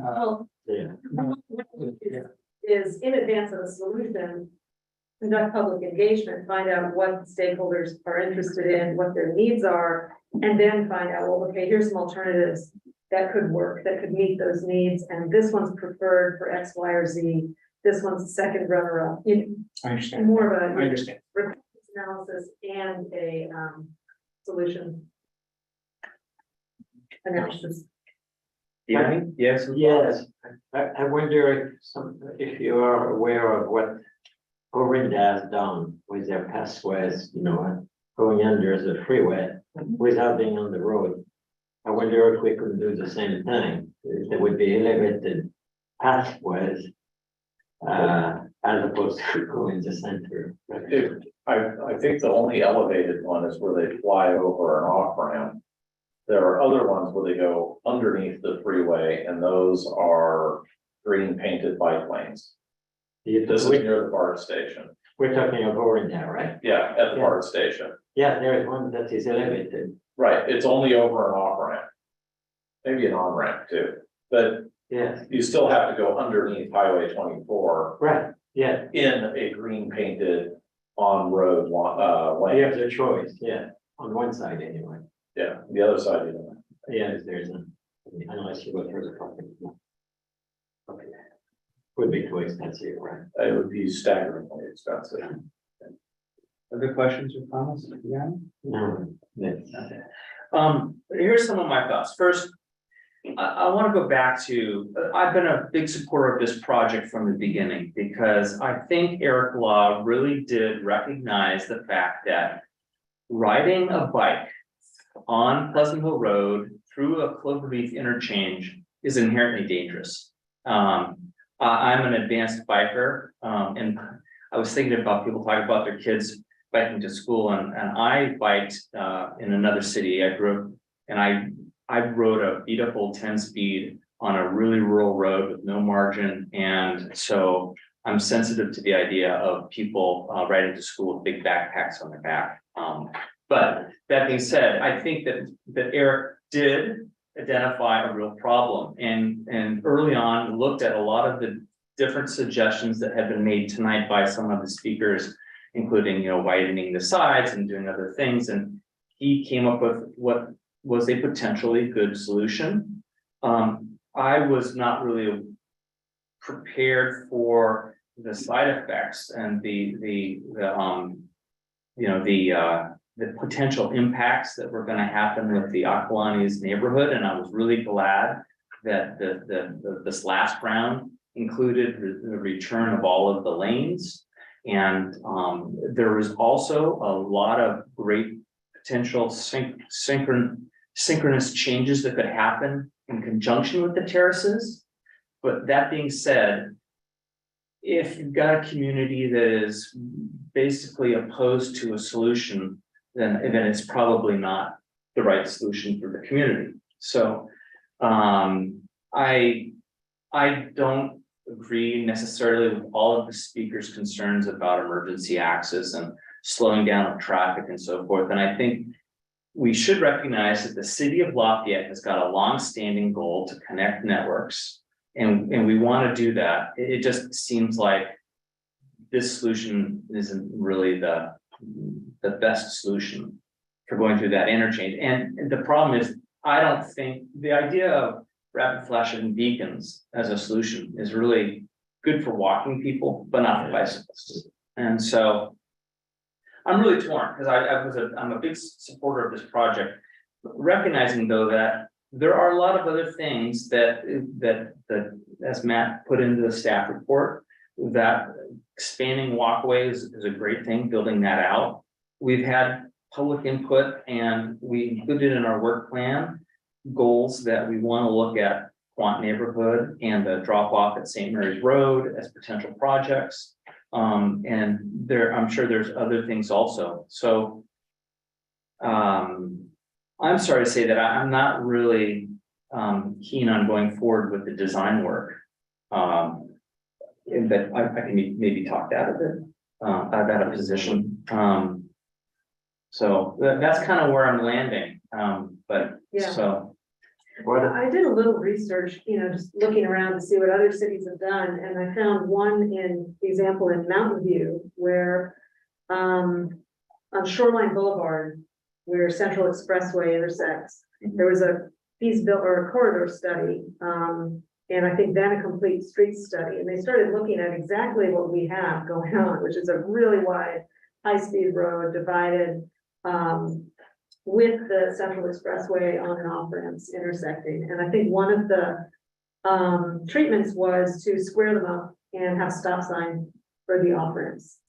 And I think that also they were talking about keeping, I think, class 4 paths on either side. But I think one of the items they did look at was a center median, but did not include that in the final study. So I think there's probably some ideas out there that some engineers and traffic engineers can. Which road are you talking about down in London View? It was just a Mountain View Shoreline Boulevard corridor study and complete street study to look at completely redoing the roadway to improve the active transportation uses. I was thinking of Foothill. One second, Matt, you had a comment? Just along the lines of what Stella said, I don't know if you heard, but San Francisco is doing a center median on Valencia. Valencia, yeah. So just want to make sure you. Yeah, that one's really controversial. Yes. Not to sidetrack, but Go ahead, let's see what's more talking about. if some bicyclists really don't like it, they'd rather be on side. Yeah, let's not go there, but yeah. And I just want to make sure I'm 100% clear on a question I asked you a few minutes ago, and that is that basically this body is making a decision on this project right now. It's not going to come back to us in the future for, additional approval. This is the decision right now, and any additional approvals that are made will be made by the city council. if you like, as part of the design process, we can come to you with the, 80% plans for you to look at and comment on, but it'll still be a center median. And so that the comment wouldn't be move it to the other side of the road, it would be comments on the center median. We certainly can do that. But tonight we need to decide, are we going forward with the design or not? Well, and our decision not to go forward with it would send a very strong message to the council, I would think. I think they listen to you. Well, I know they listen to us. I'm just saying at this point in the process, it would send a very strong message to them. I mean, they can obviously do something different, but, okay, thank you. Yeah, and Bart, just clarify, ours would just be a recommendation to council, right, not to go forward. Right. Again, they could change it, but. Right. But I do think if we go that route, which I kind of hear a consensus forming. I would like to, formulate some sort of an alternative or suggestion, somewhere along the lines of what Stella mentioned. That would go to council as a suggestion / recommendation. Okay. If I may say that the way it is, that project seems so complex. And there's also going to slow down traffic, automobile traffic. And I'm not so sure that many people are going to use, you have to go across twice with all the pollution. That may not be, and noise, that may not be very appealing to most people. I think we should spend our money, I may say, for a bicycle path from the terraces all the way to Brown. That would be by far more. Because then kids can go up Brown and then pick up the bicycle path all the way to Iconic. So if I may, just to keep things moving, I would like to propose that we look at the two options we have to decide on in terms of making a recommendation to the city council. They're on page 4 of the staff report. Thank you very much. And then Stella brought up a third option or a third modification of doing and maybe you want to repeat what that was. Sure, well, I mean, I guess it is like a third option. We can still decide on 1 and 2, and then maybe this third would just be, if everyone is in agreement, a recommendation to council to look into how that would work, a corridor study, funding, resources needed to do that, timelines, all of that. But that would be to use the funds that we've received, and instead of using it for these two purposes, use it for that. It could be if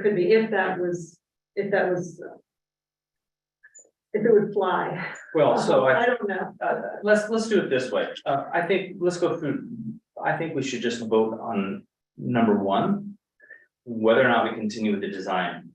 All right, and then we come back and say, what is a recommendation on number 2? Would that be okay, or is it? Yeah. All right, so I'd like a motion that we vote on whether or not to complete the design. You want to formulate it? Just that piece, yeah. I mean, I would make a motion that we make a recommendation to city council to discontinue design work on the project. Okay, is there a second on that? Yes. Okay. All right, Yanni seconded. Let's go through the roll call vote. Vianney, do you support the proposal? No. No. Do you want to discontinue? I want to discontinue. Okay. Yeah. Bart? Yes. I'm a yes. Yes. Yes. Okay, therefore, it's been moved and passed that we will not proceed with the design portion of this project. Now, the next question is, when we send this recommendation to city council, what would be our recommendation for them going back and asking for the use of that money in an alternative project? Is that the right way to say it? It's been proposed by staff that it might be spent on the pedestrian pathway on the Pleasant Hill Road, Spring Hill Road to Rudy's Valley Road segment. Okay, then we've also had discussion about, Stella proposed a Pleasant Hill corridor study or something that addresses, some of the goals that we've had, and talked about previously in different meetings. What other uses would we want to consider proposing to the city council? A bicycle path from terraces all the way to Brown. So that's what, without going up that beautiful hill that I love. I used to do. Okay, so no, so back to, do we want to do something that's, I guess first question is buildable versus a design request? Is that something we should consider? Well, yeah, so my preference or my thought would be to try and stay in that same corridor, see what solutions are available. If there's if it's as extensive as, a corridor study, that would be great. On the other hand, I'm a realist, and if there's no chance of getting that money reallocated, and if there's a better chance, from a political perspective of having the pathway done, I would prefer to see those dollars, in Lafayette. So again, it's just a recommendation we're making to council, but that's kind of my thoughts. Just clarify, you would prefer the pathway done the Pleasant Hill Road between Release and Spring Hill? No, I prefer to have some sort of a study on again, I don't want to say quick fix, but something we could do, basically widen those sidewalks, make the 4 crossings, it's not 2 crossings of, there's 24 on and off ramps. There's 4, make those safer. We'll see what our RFPs will do. Something that we can do along there that's, again, adjacent to where the project would have been. But if not, then I would also, support staff's recommendation. Number 2. Yeah. Matt. I'm sorry to interject in your deliberations, but perhaps a solution would be to ask the city council to have the money reallocated to that pathway project and ask the city council to pursue a corridor study, because arguably we're taking the money and spending it on something that we already had budgeted that could conceivably free up that money for a study. That was my thinking, yeah. But what would be the corridor? I'm trying to understand. Pleasant Hill Road from Mount Diablo, maybe up until, could go all the way to Withers. That's a little. Yeah.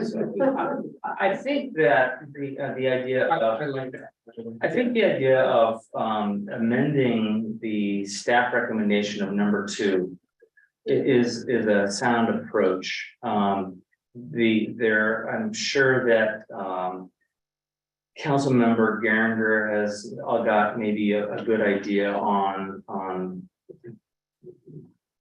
how we might approach a corridor study and so forth.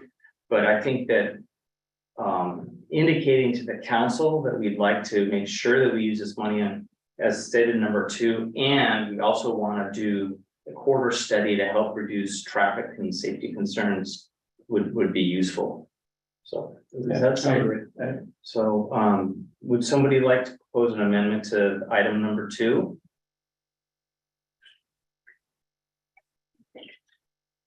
Or should I? You want me to? So basically, we've already done the first step, right? So then the motion would be to seek a potential reappropriation of the remaining funding to be used for as stated in the resolution, the pathway from Spring Hill to Release, and seek funding for a corridor study on Pleasant Hill Road from Mount Diablo north. The city limits. From Mount Diablo north. Okay, and friendly amendment. Sure. To use the description in the long-range action plan for that specific action, the way they described the corridor study. Because it just encompasses all of it. Okay. The purpose, And so as stated in the long road action plan. Yeah, I was suggesting that, that maybe staff could take the text and Okay, add it into the motion. okay. Yeah. Now or afterwards? Afterwards, because I don't have a long redaction. Okay. Okay, so you want to restate then the friendly amendments, please? It's option 2, comma, and the, so what I heard was option 2 and, recommend. Patrick was typing, did you? Yeah. Thank you. Seek a potential appropriation, reappropriation for the existing, sorry, I was typing fast. Existing cafe project from release and seek funding for a corridor study along Pleasant Hill Road. And then use description from the lumber action plan to describe the corridor study. Yeah. Okay. That's the draft. Oh, you have it. I don't know if I can find it. Okay, we'll just pause for 1 second. To make sure we're clear on this. So the corridor study, yeah, we already have bicycle path on both sides of Pleasant Hill Road. Would they be widened?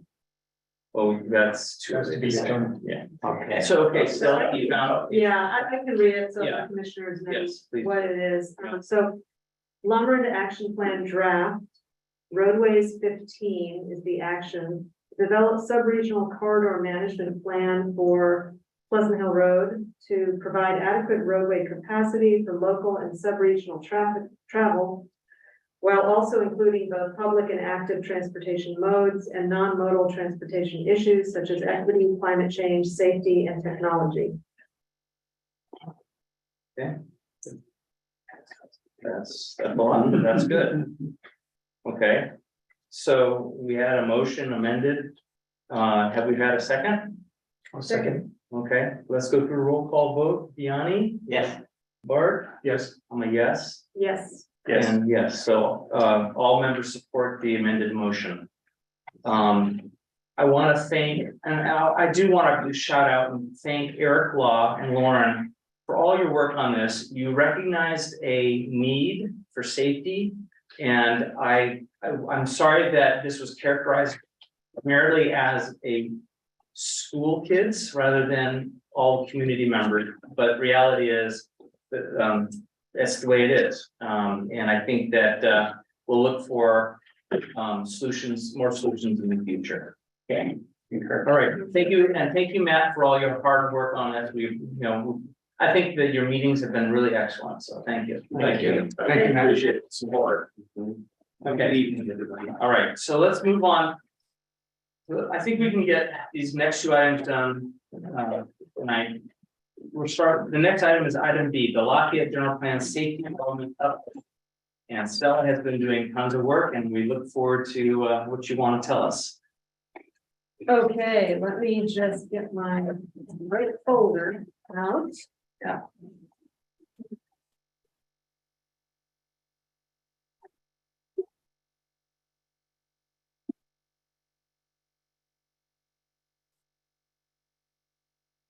Okay, so, Patrick, are you able to put up that slide from the Plan Lafayette? It's the very first graphic. From the website or the? From the website. Yeah, okay. Yeah. Oh, wait, no. Oh. One of them, the green. Yeah.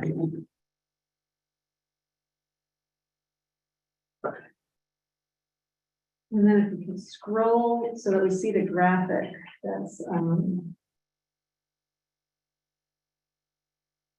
okay, it's side by side on your screen. Is it possible to zoom in and just on the image that's on the left?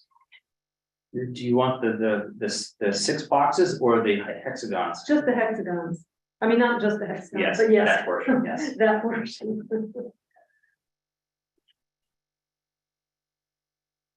Oh, that works. Okay. Yeah, I think that's good. It just, yeah, maybe a little fuzzy, but just as a graphic, it'll be really helpful. So the city's conducting a general plan update And as part of that, there have been, the housing element was completed. Right now, the safety element is the task at hand, and cities are mandated to have a safety element in the general plan, and it discusses potential risks and hazards and presents policies to minimize harm to the community from those hazards. There are topic areas, which I think they're a little bit low. Are you able to scroll up a tiny bit more for the hexagons on the bottom? Those ones. So emergency preparedness and response, flooding and inundation hazards, seismic and geologic hazards, that includes landslides as well, and liquefaction. Fire hazards, wildfires being predominant, hazardous materials and waste, and climate change resilience. And so you all were given the public draft safety element, which is out now for circulation. And so members of the public are able to comment on it, commissions as well, which is why I wanted to bring it to you. And Transcript can comment on any part, but I guess I suggest we focus in on the city's transportation network, because there's an awful lot in here. And I guess notable is that the safety element policies must be consistent with the circulation element. So there's a natural overlap there, and the circulation element has yet to be scheduled for an update. It will be part of this general plan update, but the exact timing isn't set. So in any sense, in any event, there's going to have to be some consistency, but right now, I think, everything that I've seen in the safety element, I'm sure would be consistent with whatever we end up deciding on the circulation element going forward. So evacuation routes is one, I think, big topic in the safety element, that pertains to the roadways. Perhaps road conditions and function is another. There's one other aspect to it that I'll just describe, but just so you know, there's a related analysis that's part of safety element, which is a vulnerability assessment. And that looks at populations and assets within a city and tries to understand the impact that certain natural hazards would have on those populations or assets.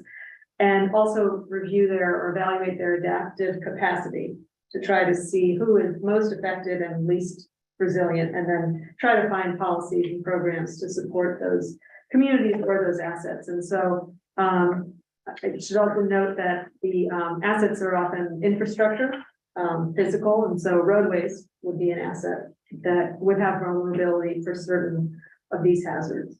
And so the staff report has two questions. Is there anything missed or not addressed in the goals, policies, or programs? Should anything be pushed further? Should anything be made more limited? And then do the safety element and background report accurately characterize the hazards? Should there be more detail? Should anything be revised or removed? I know that this is a really large document. There's a lot of material in it. I went and tagged everything that had to do with roadways, but I know we're running into the wee hours. And so I suppose it would be maybe productive if commission would want to give their reactions and thoughts to what they've read, and then maybe in the interest of time, submit comments separately as members of the public. I think that's a good approach. I certainly went through all the materials, and I have some comments and questions. And I think that in the interest of time, that would be good. I'd be willing to write my concerns and questions up and send them to you and to staff. So is everybody agreeable to that kind of approach? Who would we send it to you or to? Send it to Patrick, right? Yeah, You can send it to me and I can send it on to Renata, who's the planner, who's overseeing this. Yeah, and then copy Stella, of course. Sure. Yeah. Okay. And, Yeah, so, go ahead. so I'll just clarify, is well, I'm sure they take input on any part of it, but is it the goals, policies and programs that are the sort of main focus here? Exactly. Okay, so that's Exactly. on. Yeah. Yeah, exactly. They come up at the end. Page 44, 45. That's right. The early, I mean, yeah, the vast majority of the report is narrative about the hazards. Right. And it's all, very important information. So if you see something that you want to add or you think needs to be changed, then by all means, that's also good. Also good feedback. I think, yeah, I'm just looking through it. There was one note that I actually would like to ask the commission for thoughts about. Yeah. So page 7, it's under emergency preparedness and response. And I'm sorry, let's clarify. This is the, this is in the safety element public review draft. okay, safety element public review draft. Okay, yes, that's the link 1. Yes. Yes, thank you. What page number? Page 7. 7 of 10. 761. 7 of 61. I think, or So is that 56 on mine. yeah, VI? VI 7. Okay, well then that on the link, that would be page Yep. 12 of 61 on the link. I concur. PDF, page 12, so just. PDF slide 12. Okay. Yeah, and it's labeled page VI-7. Okay, and you want to go through it, you're responding, you're calling out item 2.1.1. Yeah, Okay. it's a question that came up at GPAC, and I guess I'd like to have commissioners respond or give their feedback. This pertains to emergency notifications, I think, for significant emergencies, but what was brought up by some residents and a GPAC member was that they had concerns about the way in which Lafayette Police Department was notifying the community of significant road closures due to traffic incidents. And this has happened on Moraga Road several times, and I think Mount Diablo as well. And so their concern was that the messages like nixles are not going out. And so a lot of people are entering Moraga Road and getting stuck and then backed way up, and not having that kind of awareness was potentially causing more traffic danger. So I wanted to. I can just say anecdotally that I get them both via email and text from the police department when a tree's down or the road is closed or there's an accident. Okay, good. I think there were some specific instances perhaps where there was not notification that they were responding to, or inconsistency perhaps. Yeah. I think that I had heard that not everything was going to be sent out through Nixle or Texlers, that they were moving towards, was it Everbridge or another system, but I might be misremembering that. So I think the question you have is, do we feel like the notifications are sufficient? Well, I mean, I think the concern was just the impact on safety if residents don't know that there's an incident and then are all in the same roadway, queued up, trying to get around, not cognizant of potentially bicyclists or pedestrians that are crossing. So it's more of an awareness, and then My response is yes. okay. Okay. I mean, if this doesn't work, or if it's working, but not enough people are getting it, are signed up for it. I mean, yes, I mean, there's gonna be an opportunity to have those kinds of situations. And I don't know really what you can do about that, so. Yeah. What is it called? Nixle. And where do you get that? It's a system that you can sign up for. And you get messages on your phone. Oh, how do you sign up? Do you go online from Nixle? just Google Nixle. Yeah, well, I could send you the instructions because I've sent it out to my homeowner association. Thank you. But, Okay. so you're at, so I want to make sure, I think that the amount of warnings that have been going out for me have been pretty good. Mhm. On most cases. I have been able to avoid some areas that have been said, avoid the area. Mhm.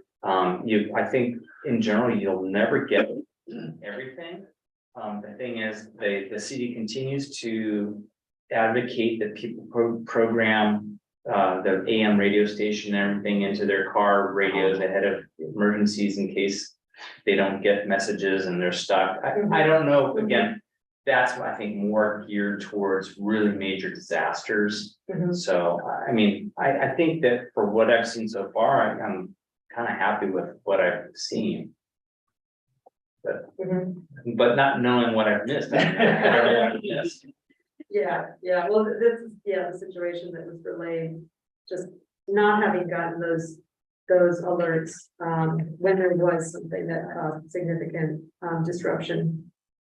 Have we had some? Yeah, that was the comment that we were given, yeah, but I think. I'm saying. But I mean, too, I think, Carl, one thing would be to explore if, they are moving to an alternative system. I know my employer uses Everbridge and we get, it comes out all the time in Okay. various formats, so yeah. Mhm. Okay. Right, well, sorry the detour off those policies, but I was looking at the narrative part and saw my little note about that I wanted to ask you about. So, yeah, the main feedback for the draft safety element is really on the goal policies and programs. So I don't know how we want to go through this. Let's go through. Greg, do you have items that you wanted to highlight or questions you thought, things that were, to Stella's questions, things that need to be added or removed or toned down or anything of that nature? I would say I am still in the process of going through it, and one comment I make is apparently Lafayette got a lot less safe in the last 14 years. I noted, I pulled up the last safety chapter, which is 15 pages. Yeah. And we're at 113 between these two documents. Yeah. No, I'll get inside. I've begun to look at them, but I have not formulated. That's fine. Okay. Bart, you have one? Yeah, I thought that there wasn't enough, attention paid to public education and notification. I just think that area can be strengthened. And maybe that, we just finished talking about Nixle. But ways that people can and should connect to, community alert, whether it be Nixle or whatever, I think is important. And ways that they can do that, but I thought that area was weak. Okay. How do you spell Nixle? Nixle. I'll send you a link. Oh, yeah, thank you. Do you have any comments about the strap safety elements you want to share? You're talking to me or? Yes, sure. No, not yet. I have to read. Okay. Then I'll go through some of my items. Regarding the safety element for public review. Actually, I'm going to backtrack. I want to start with the background report. And both of these documents had evacuation maps. Okay. And I've got I'll talk about this. This is super minor, but on some of the maps, they refer to TAZ, okay, which I know is transportation analysis zone, but it's not clear to me why it's on there, and maybe it doesn't matter, but that was just a nitpick. I was like, why is that there? Okay. The more important thing on the background report was,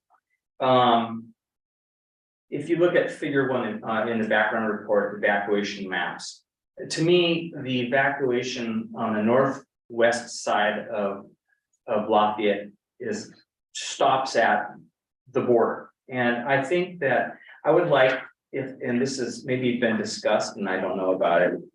I don't know if LPD, Lafayette Police Department or Confire can look into the use of Sundown Terrace as a potential evacuation exit from Lafayette in the northwest corner. Because if, for example, Upper Happy Valley Road is clogged, a lot of these evacuation routes are designed to dump people onto Deer Hill Road and then get across the freeway or under the freeway. If Upper Happy Valley Road is clogged, it forces everybody to go all the way into downtown. I think if there's like a fire on the, let's say, the northern part of Lafayette, you know, one of the scenarios talked about the direction. Exiting towards Sundown might be another option that would be useful, so. And that's in the. Figure one, that's right here. Oh, okay. And I only know, and my recollection is there was or is a gate there that is sometimes open and sometimes not. Yeah, but so this would really require probably Confire to understand whether or not that could be used in an extreme emergency. Okay, so that was one piece. Regarding the draft safety element, which was the first link, I've got a couple comments. So first, I'm concerned in general about natural gas lines.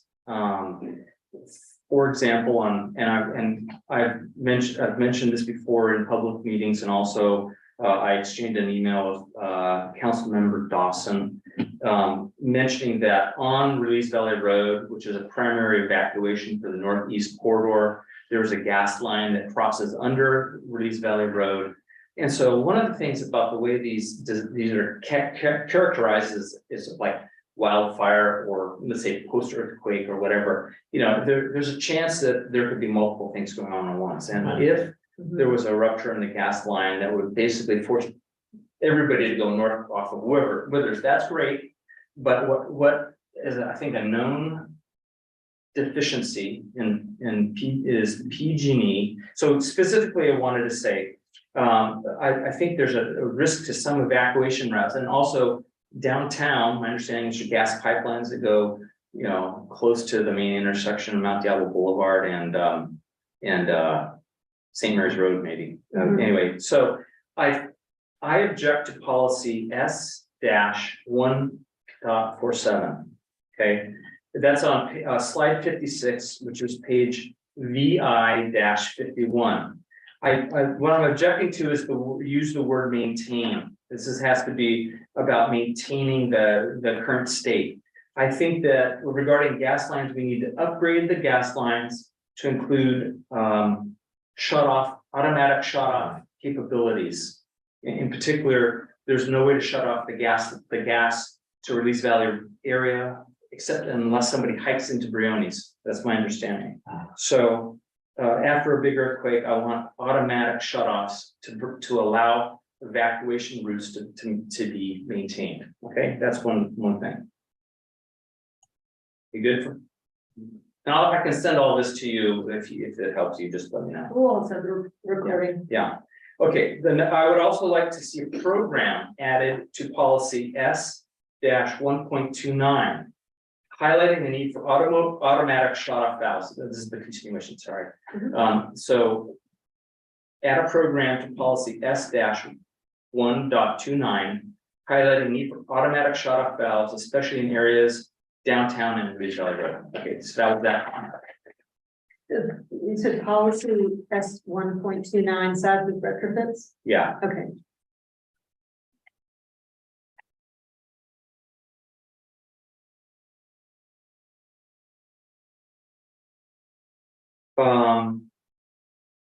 And this is the the safety element of public review again. If you look at slide 13, which is page VI-8 and following, evacuation drills. Let's talk about evacuation drills. My recollection is that the Spring Hill evacuation drill was March 23, 2019, several years ago, and at the time they were testing out new equipment. My understanding was that that was funded by an outside agency, and I don't recall, I don't know if it's Confire or somebody else. But we haven't done any evacuation drills since then. So what I'd like is to ask the city council to, one, ask, I think Townsend or the lobbyists, to see if they can find funding for an evacuation drill. And second, I want to know if there's any money can be set aside in the next fiscal year budget for either evacuation drills or to make sure that the equipment has been upgraded since the last evacuation drill. Now, I know that they're always upgrading stuff, but I think that's worth asking since the city is in the process of doing the budget for the next year. Okay, I'll go real quickly through the figure S4, dam flooding, slide 20. Okay.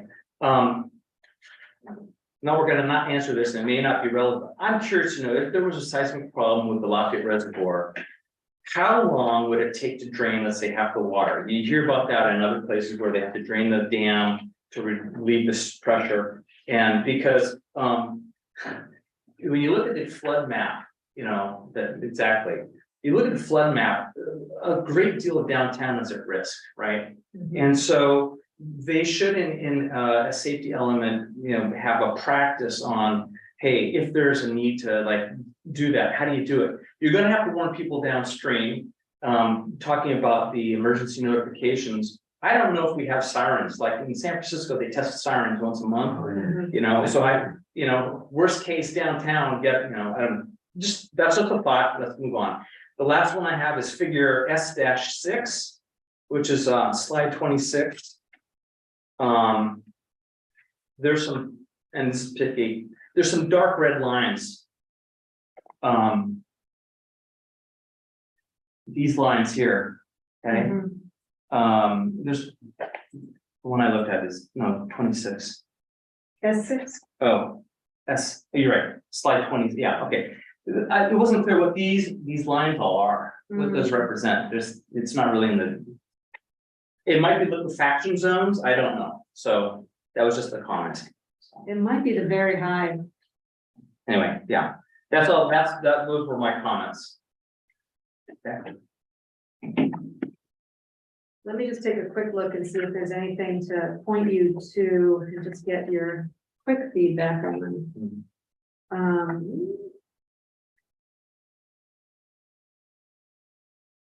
I think evacuation routes would be helpful. It's a very short one, so I think probably read it now and give feedback. It's policy S1.14. What page is that on? On mine, it's VI-42.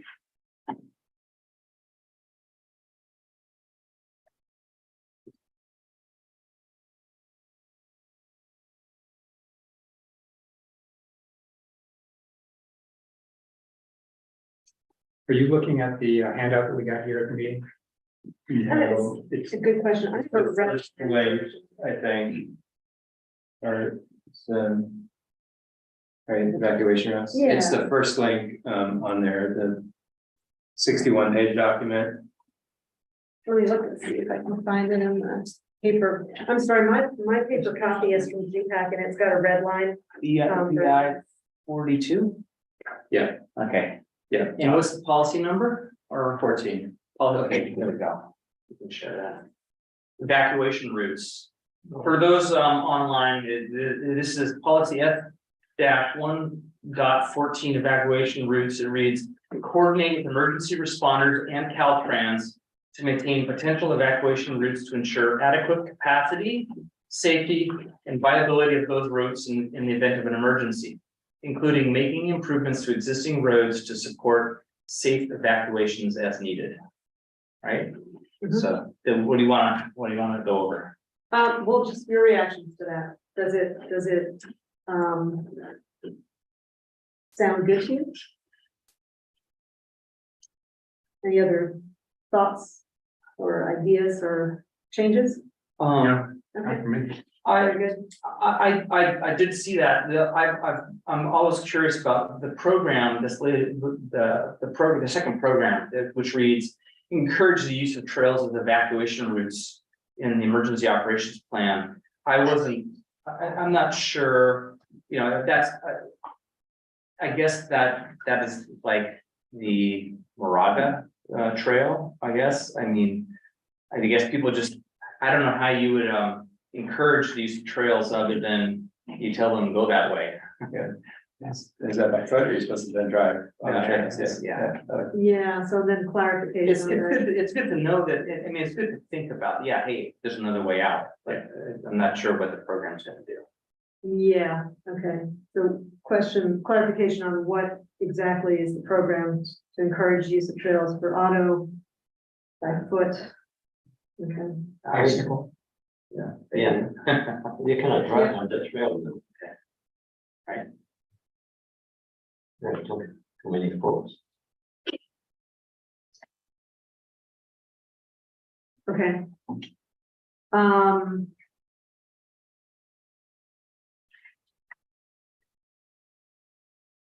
And I'm assuming you support all of these as is. I'm pretty much there. Yes. Okay. Yeah. Okay, sounds good. Yeah. Sounds good. I think that the key one that, you know, I see is the making improvements to existing roads to support safe evacuations as needed. Yeah. And improving functions of the routes for emergency evacuations. Yeah. And that's, Agreed. yeah, I agree. Important, Yeah, no, I think, important programs. yeah, yeah, I think, you know, again, driving through Oakland the other day, again, with the potholes and so forth, you know, I'm sure that would slow down the evacuation. So I think we're ahead of them on that. Okay, very good.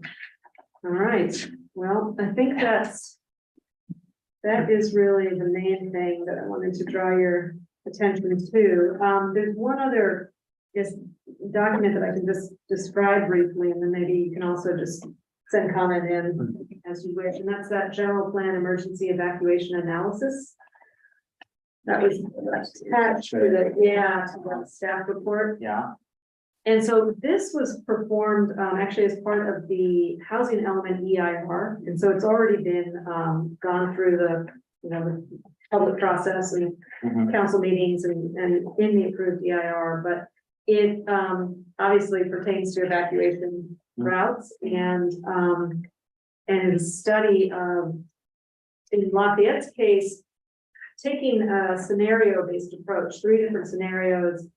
Let's look at, say, what are the haven zones around the fire that would need to be evacuated, and then come up with an estimate of time to flush the residents and employees, in some cases for one of the scenarios. Schools. And schools, that's right, and schools, yeah. And so that's really the output of this. There are a number of recommendations that were made that are, find them. They are on page 9 of the report. Yeah. And it seemed to me that a number of them were pretty general, and that further analysis should take place, and that perhaps some of them are policies that should be added to the safety element as well. So an example, the first one, develop emergency evacuation traffic signal timing plans. And I guess the question I had was, well, where, which roads should have these, The evacuation routes. but it should be all of the evacuation routes. I mean, like where's the hot spots in my mind, that should be focused on, and that just wasn't in this particular analysis. So, similarly, the third one, consider the impact of potential bottleneck locations when determining timing for evacuation of different zones, but the bottlenecks aren't identified. So, Well, it wasn't just the recommendation that the people developing the evacuation plan look at those as constraints. Certainly. In my sense, it seemed like there was potential benefit for the city to go deeper in the analysis. To take some of these recommendations, which are to actually identify locations and routes.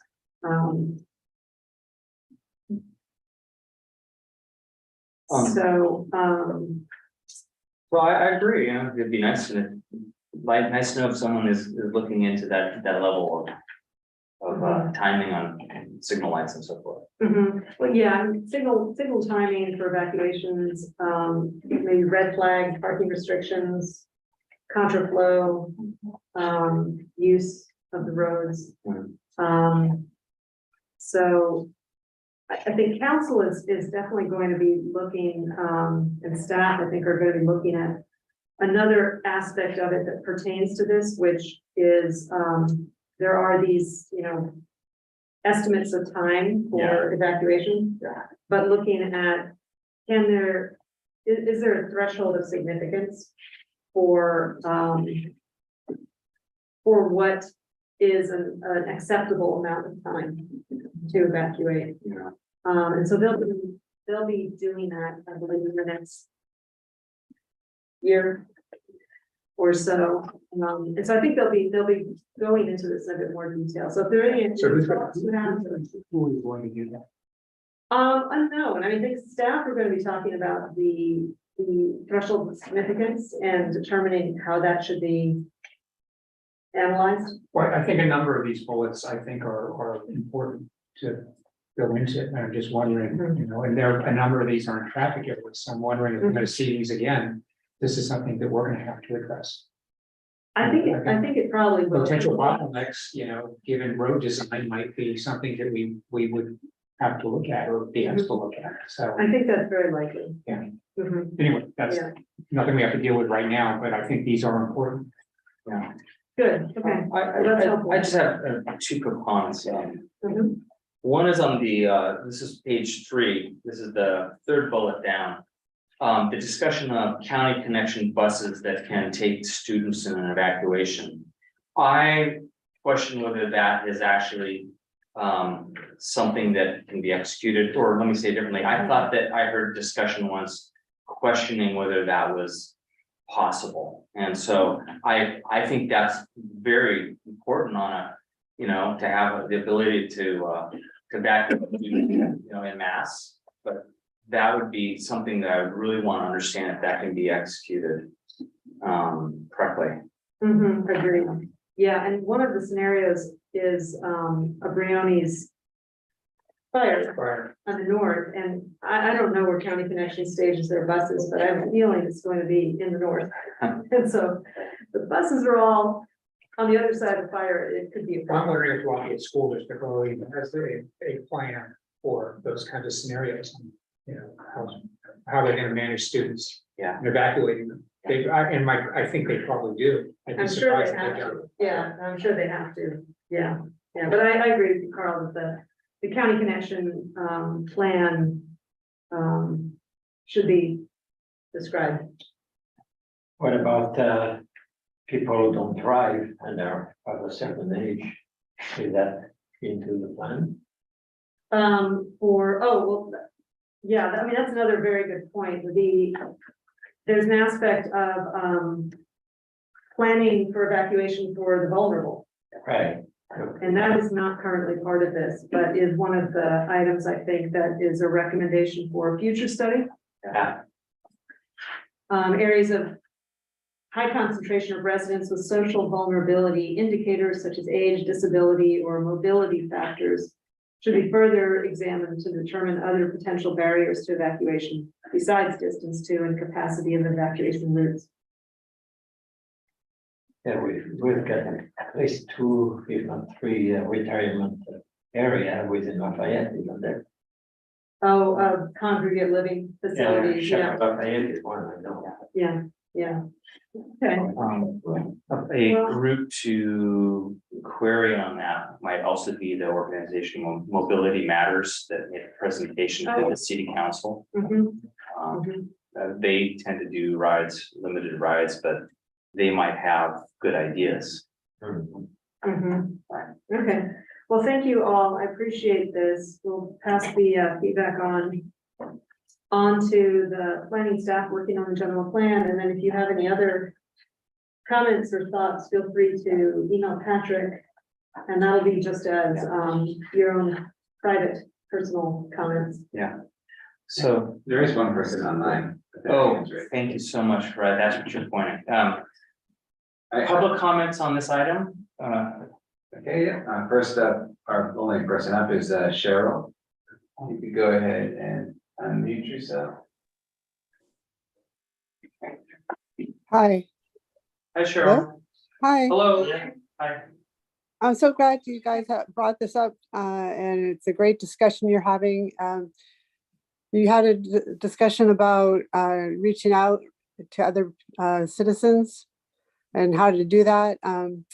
One possibility would be there's something called a white paper that was done under Cam Burke when he was mayor, and Jeff Heyman was one of the liaisons. And a couple of citizens, including myself, were active in that. And it was a white paper on communication and transparency. And then there was a whole list of places where you might be able to do some outreach. As you may or may not know, the city website has like 2,000 names that go out to different people, but it's a very small segment. So maybe these other areas would be a great way to reach out. And I think Suzanne, if I have the right name, who took over for Jeff, might be able to help you with that. And then on channel 26, 27, or 28, which are city channels, there was I told Jonathan about this as well before the last senior meeting. It was on, it's probably out of date, but it seemed really relevant. It was disaster preparedness for seniors. And it was on one of those city channels, one of those three I mentioned. And there was a guy that chaired that. I don't know if he's still around, but maybe we could bring him in. He did a really great job. It was a Zoom meeting. So it was done relatively recently because it was on Zoom. And I'll just throw that out your way, is people with maybe disabilities. And then my other thought about people with disabilities, is there a place where people can register that aren't necessarily in senior housing, but have disabilities, that they can talk to the police department or let the city know who they are so that we know where they live ahead of time? And I love the idea of doing some outreach where I think that at the last city council meeting, they talked about doing a preparedness where you get all ready to drive away in your car. And I'm not sure, you might look into that. I'm not sure if that was Ben or who was talking at that time. There's so many meetings, but anyways, just some of my thoughts, and thank you for this discussion. And maybe Stella, you could bring it back again at some point and have another discussion about this, because I think the circulation is a key part that maybe wasn't as relevant the last time we did a housing element, but it's much more relevant today just because of population and more cars and stuff like that. So thank you for all you do. I'm done. Thank you. Any questions? All right, thanks, Cheryl. Okay, so let's close out item B. Now, let's take it, it's really late. I think, do you guys want, should we push item C to another meeting, or do you want to go through it in like 2 minutes? I can go through it, or what do you guys feel like? What is item C? I'm okay with driving on with it. With We're driving on. Okay, are you guys okay with that then? Greg? Yeah, sure. Or is there anything we actually have to do? This is just the informational item, so. I'll go then. Okay. Yeah, so then I wanted to say that, well, I don't know, do you want to talk about it real briefly, or do you want me to say something? Go ahead, you can kick it off. One of the things which is both good and bad about the way we're set up is that we as a commission meet sometimes irregularly, sometimes regularly. And sometimes there's deadlines that need to get done in terms of funding requests. It seems that this was one of those cases. When I looked through and also talked a little bit with Patrick about this, I was very much in favor of, the way of the submission. I know that several members of the commission have talked about how do we increase transparency around funding issues, so that both we know and also the public know what's being done. And so, with that in mind, one of the things I was going to propose in the staff updates, but we have an item 5, old business, which we rarely use. And so I had suggested, and maybe I'm mashing up 2 issues, but I was going to suggest that the first meeting of every month, we have an item that talks about funding and current projects that are underway. And then that gives us a chance to understand what's going on, try to stay on top of public input and so forth. I'm kind of mishmashing it, right? So it's getting late. Do you want to clarify anything about my idea of talking about it, and also anything about this particular? Oh, I know, I should go back a little bit. The East Bay Mud Aqueduct Pathway Project has been a long-standing project, okay? This is what he really wants to talk about. It's a long-standing project that has a lot of potential, but it was done many years ago, and it really needs an update. And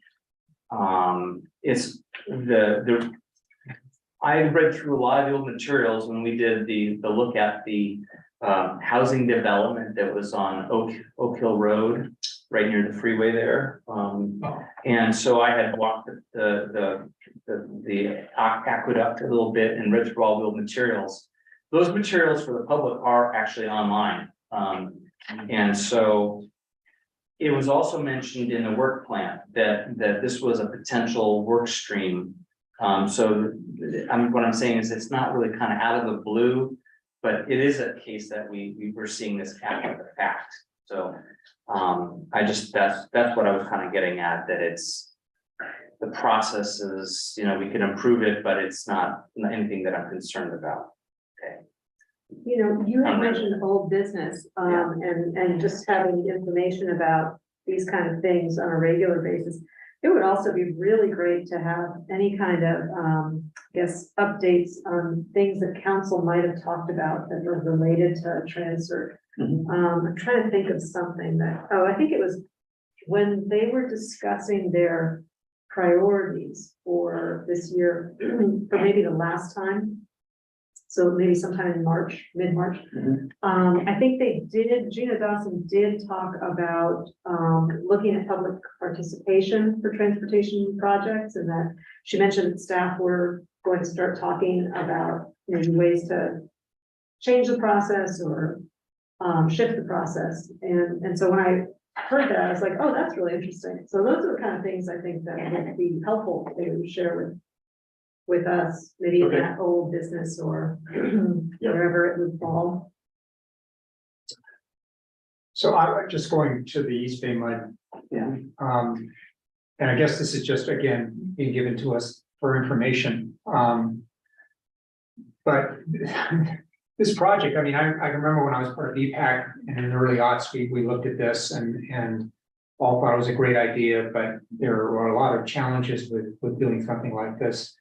And then there was this 2012 feasibility and option study for the pathway, which I haven't looked at, but I guess got into more details on it. And there it is, very thick, And further down in the page, on page 2, it describes a lot of the issues and constraints involved with that project. And there are quite a few, and they're fairly significant. And so I'm just wondering, why do we keep going after this when a lot of these things are going to be extremely expensive to try to address? I'd like to think that, as an entire pathway, I mean, maybe you can do it piecemeal. A portion has already been done on the western side, but I just don't know if doing this entire pathway along the East Bay Mud right of way is really doable. And if we keep throwing money at it, studies and stuff like that, going after grants, I just don't know what the, as earlier we heard one of our commenters talk about return on the investment. I don't know whether that's there or not. Yeah, so, when you say doing, I mean, the funding that I applied for would basically be a refresh of this, right? So taking a new look at it, looking at the alignments, the potential alignments, looking at the crossings across the cross streets, which are very important, but also very challenging, as you know.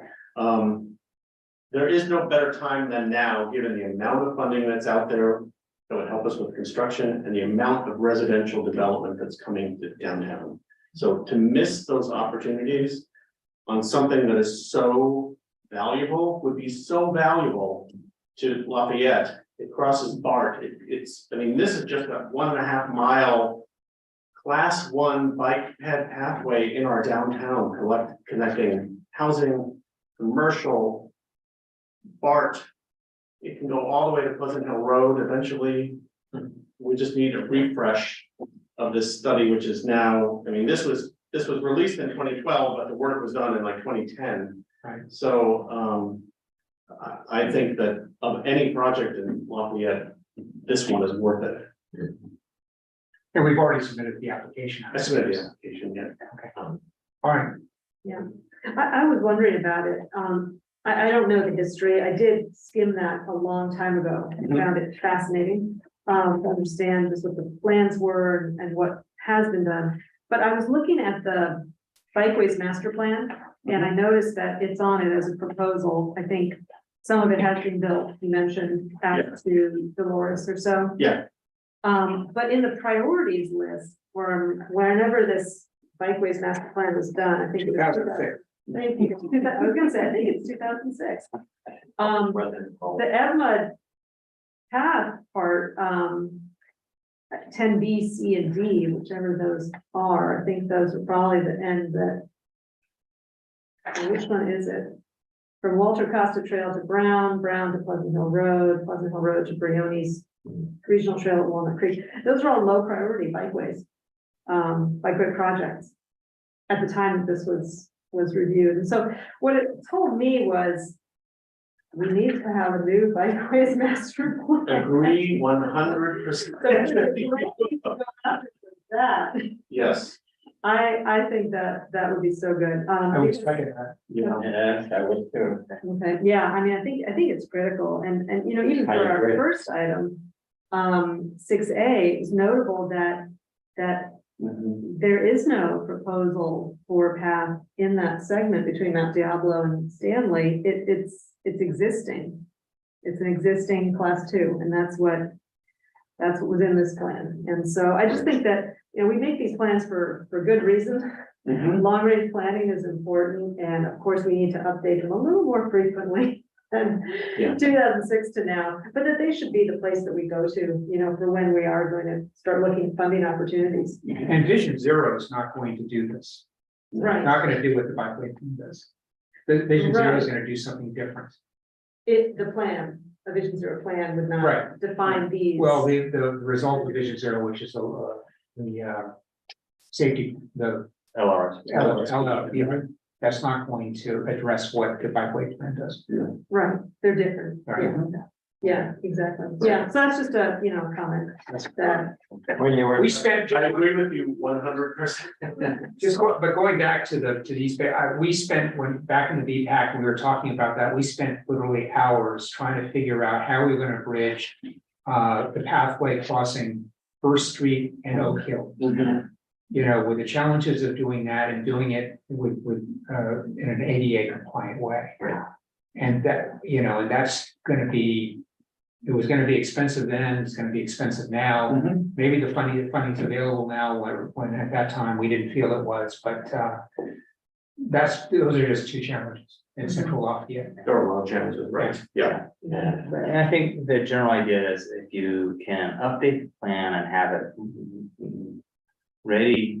more ready, so that when funding opportunities come up, we can jump on it, you know, that's, you know, or housing developments or whatever. So as an example, there was a Safe Routes to BART grant last year, right? And so I don't have anything I can submit. You needed design plans, you needed constructible design plans. I didn't have anything and I had to let that grant go. If I had something, I could apply for a segment of this plan, right? And so it doesn't need to be built out at once. That's not reasonable, but to have a updated vision would be really helpful. Let's try to finish up in 2 minutes, okay? So to make it by 11:30. So item C, as commissioner staff updates, I know you want to talk about the bike to work day. Why don't you start with that? Just a reminder that we are having a bike to work day, and so a few of you volunteered to help me, but I just wanted to make everyone aware that that's happening. That's in May. Again, more details to come. Okay. Yeah.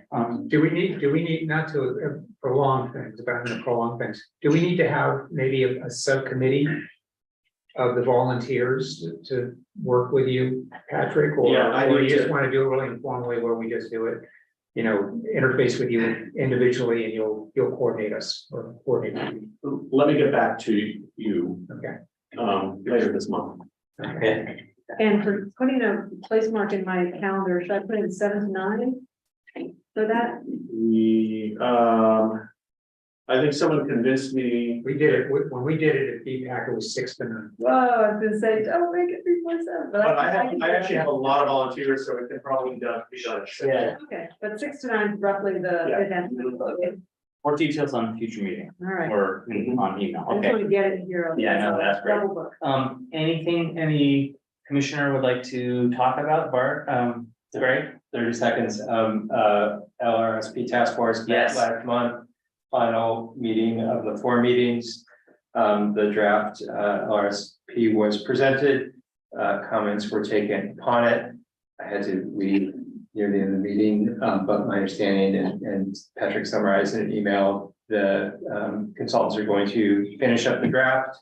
Next steps would be to have a joint TCC/LRSP task force meeting to review. Oh, great. Great. Anything else? Be in May. That's about it. Yeah. Good. Can we, this has been brought up before, once by me, going to the police department to get bi-monthly, quarterly lists of moving violations in Lafayette and accidents. So in close to real time, we can see what's happening on our streets in terms of speeding, illegal turns, accidents, those kinds of things, which will help us understand what's happening out there and help us, I think, do our jobs better. I think a long time ago, this was broached for the police department and they weren't very responsive at the time, but and I don't understand the history of that, but this is something I want to bring up again, because I think that would be very helpful.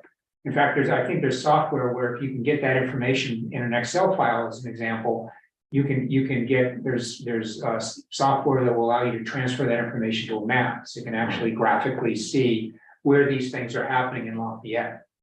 So I still think that would be very helpful. I don't know if others on the commission agree with me, but. Absolutely. Agreed.